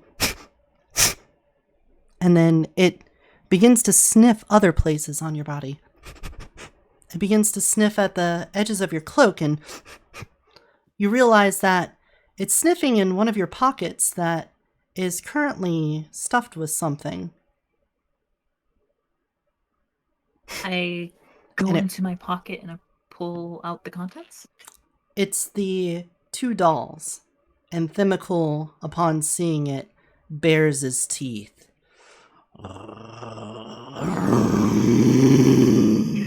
God. Ooh. Whoa. Hold on, bud. What's wrong with the dolls? And that's the end of today's episode. Oh, come on!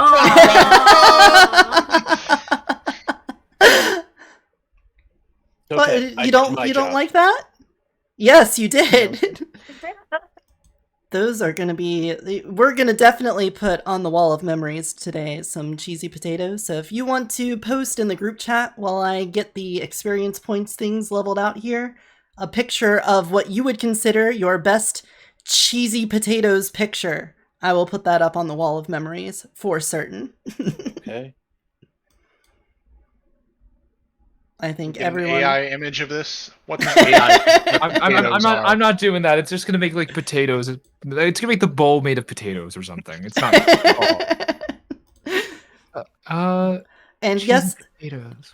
thank you, Raiders, for stopping in. I know that I was in the middle of role-playing. I usually don't do a lot of chat interactions on Sundays because of that reason, but I am Eotidiss. I am a shapeshifter from another dimension. I love to play games, give advice, and do art, and currently we were playing Mage the Ascension, which is a World of Darkness intellectual property that was bought out by someone else that I don't remember, but we've been playing this for quite a while now, and I'm really enjoying this, and I think these guys might be too.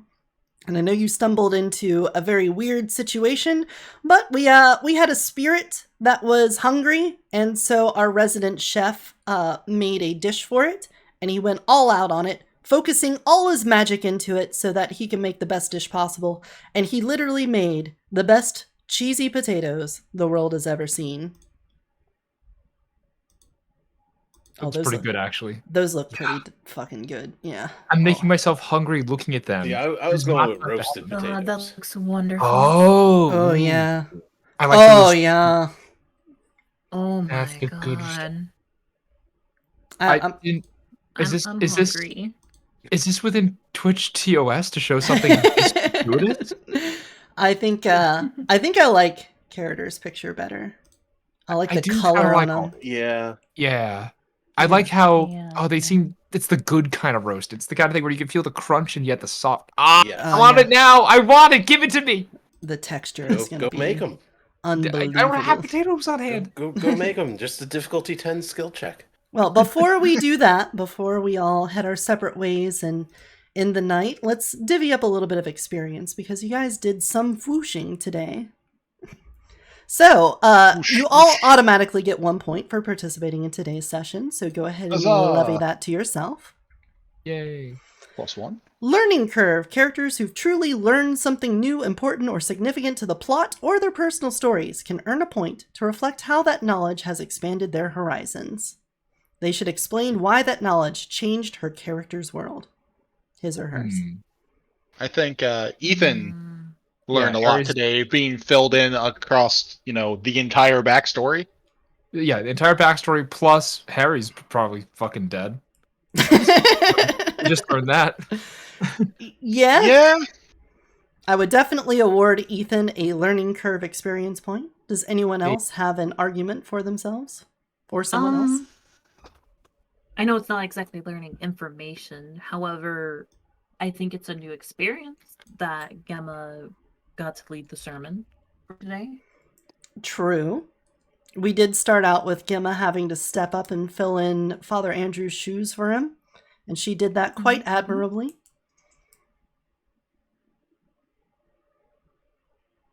So go ahead, that would be fine for me. Okay. Anybody else? All right, the Learning Curve Experience Court is adjourned. We now head over to Role-Playing Court. A player who goes above and beyond the group's usual level of role-playing should be rewarded with an extra point for exploring his character, delving into his backstory, following his quirks or archetype, even when the player realizes that his character's making a mistake. I'm going to vote for the potatoes. It was ambitious to go for the highest difficulty potatoes. Yeah. It was, indeed. It had to be done. Anthony, you may have yourself a role-playing experience point. I shall take it. Thank you. Anyone else have an argument for having a role-playing point? I think I went above and beyond. I followed my character, went and helped Father Andrews, showed my distaste for prayer while still not offending old ladies. Are you sure that you wouldn't be fine with offending old ladies? Not the ones I'm trying to help. Yeah. No, that's fine. The fact that you did take time to go help Father Andrews, a man of God who may not fully respect the man of science, but... Especially since it wasn't something that should have necessarily required a doctor of being, sick from drinking some bad McDonald's. Yep. I'm gonna get sued, aren't I? Okay, we got to change the name. Can't be Mickey D's. It has to be. We got to do that anime thing. Whack Donald's or something. Yeah. Dak Monalds. I think McDonald's fits. No, this is Margaret's. This is like Switzerland McDonald's, where maybe they haven't gotten like the rights to use their name there because one family from 40 years ago made a small-time burger joint called MacD's. It's McWilliams since Margaret owns it. We should call it MacD's, and it's short for MacD's Nuts.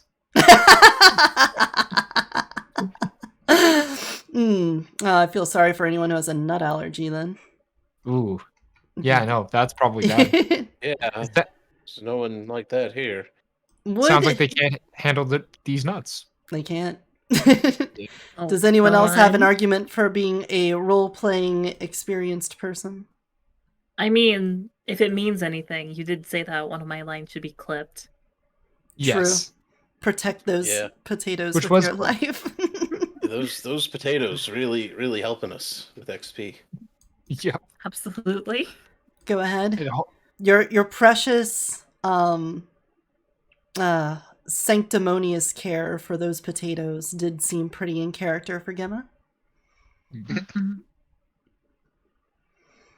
Now, focus. Because belief and practice are so important to a mage, a player who really gets into the way her character performs magic, who plays up the mage's beliefs, details her practices, and uses her instruments in cleverly appropriate ways, may get a point for emphasizing the mage's approach to the arts and sciences.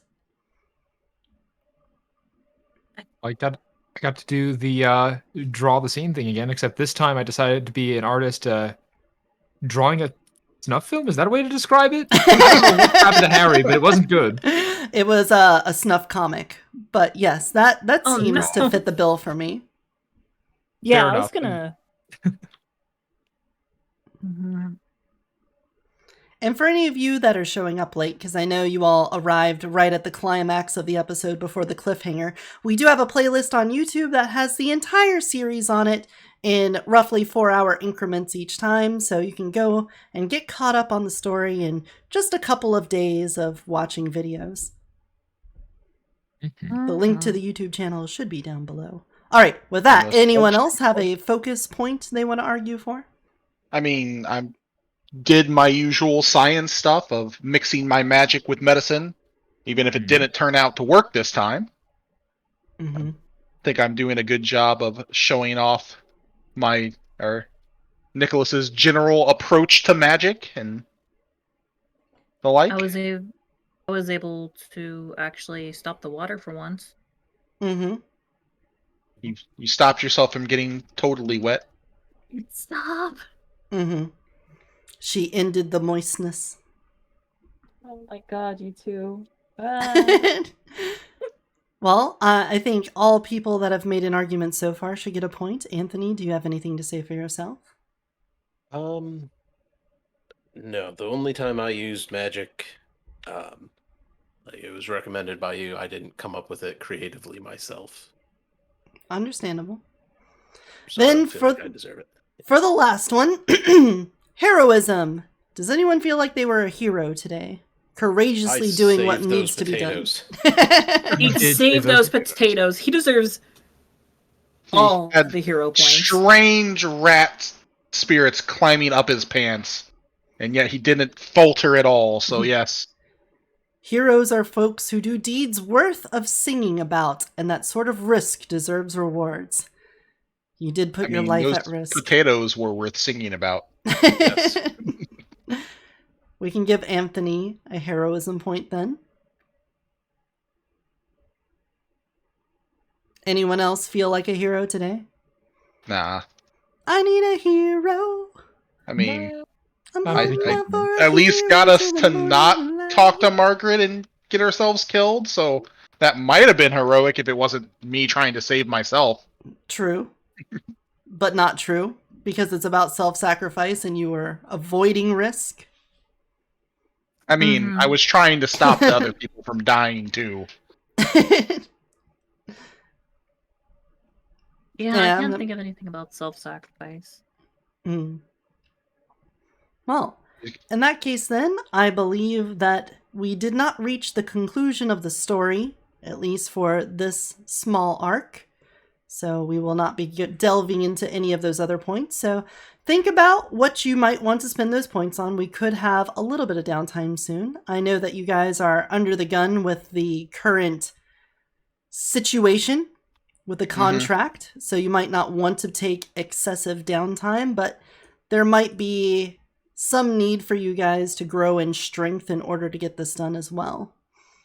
So if I that's was kind of thinking that. if you feel Yeah. like you must have your talents, your spheres, something like that to grow, we can work that out on the next episode. Time permitting, it depends on how things play out with Thumical and the Chibawats. But keep it in mind what you might want to spend those points on. And if you don't remember where it was in the character creation in chapter 6. If I remember correctly. Page 253. Right. 253. Nifty difty little table. Experience costs right there. Boop, boop, boop. And then we'll see if you guys are able to get some quick learning of that in. Perhaps if Mr. Gregory Bissett were to return to town, his mentorship abilities might be able to be of some use to you all. Yep. I might have to throw some points into upgrading that at some point. Mm-hmm. But until then, let's do a little bit of aftercare. How did you guys feel about today? Oh, I thought it was great. It's a lot of fun. I had a good time. Yeah. Awesome. Well, do you guys have anything to say to our viewers on YouTube who are getting caught up now? And to the people viewing us right now? Sorry, you'll never taste as good of potatoes as that dragon did. Yep. Yeah, no. We have made you hungry. You're welcome. Also something plug. Check us all out on YouTube and Twitch and things. Yeah. Do you guys have like anything coming up this week that you want people to go check out? Yeah. Oh. Other people first, please. Because I'm the one who brought it up. I'll go last on that. I mean, I'm just trying to get back into streaming regularly.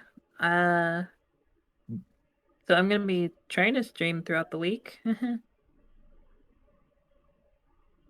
I don't have anything particularly coming up.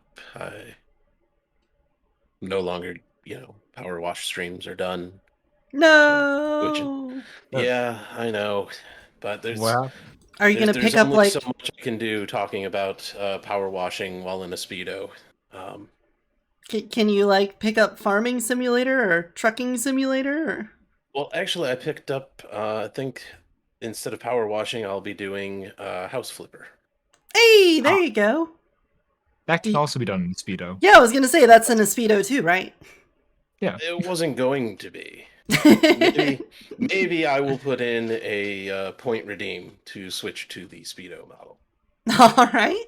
Now, see, that's how you gas it up. That's how you put the juice on it to get the people to come in. Oh, what's that? We're flipping houses? Whatever. In a Speedo, I'm there. That's TV, baby. And how about you, ID? What it is? What it is that I am doing? Yeah.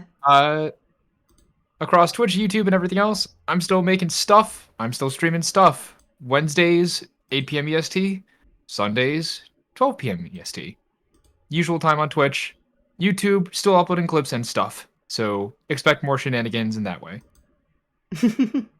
In particular, I've actually been getting into game demos of all things. Just to like do little samplers and go like, huh, how does this game play? Oh, that's pretty neat. Let's try another one. Although the one today involved me playing for 2 hours on one demo because it's a full freaking part of a game and it didn't warn me.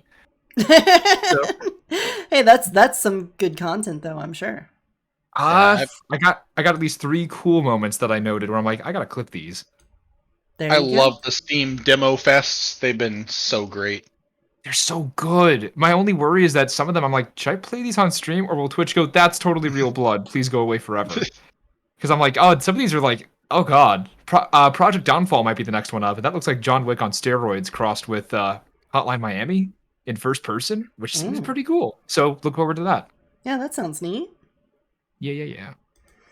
And I am going to. Well, yeah, do you have something going on, character?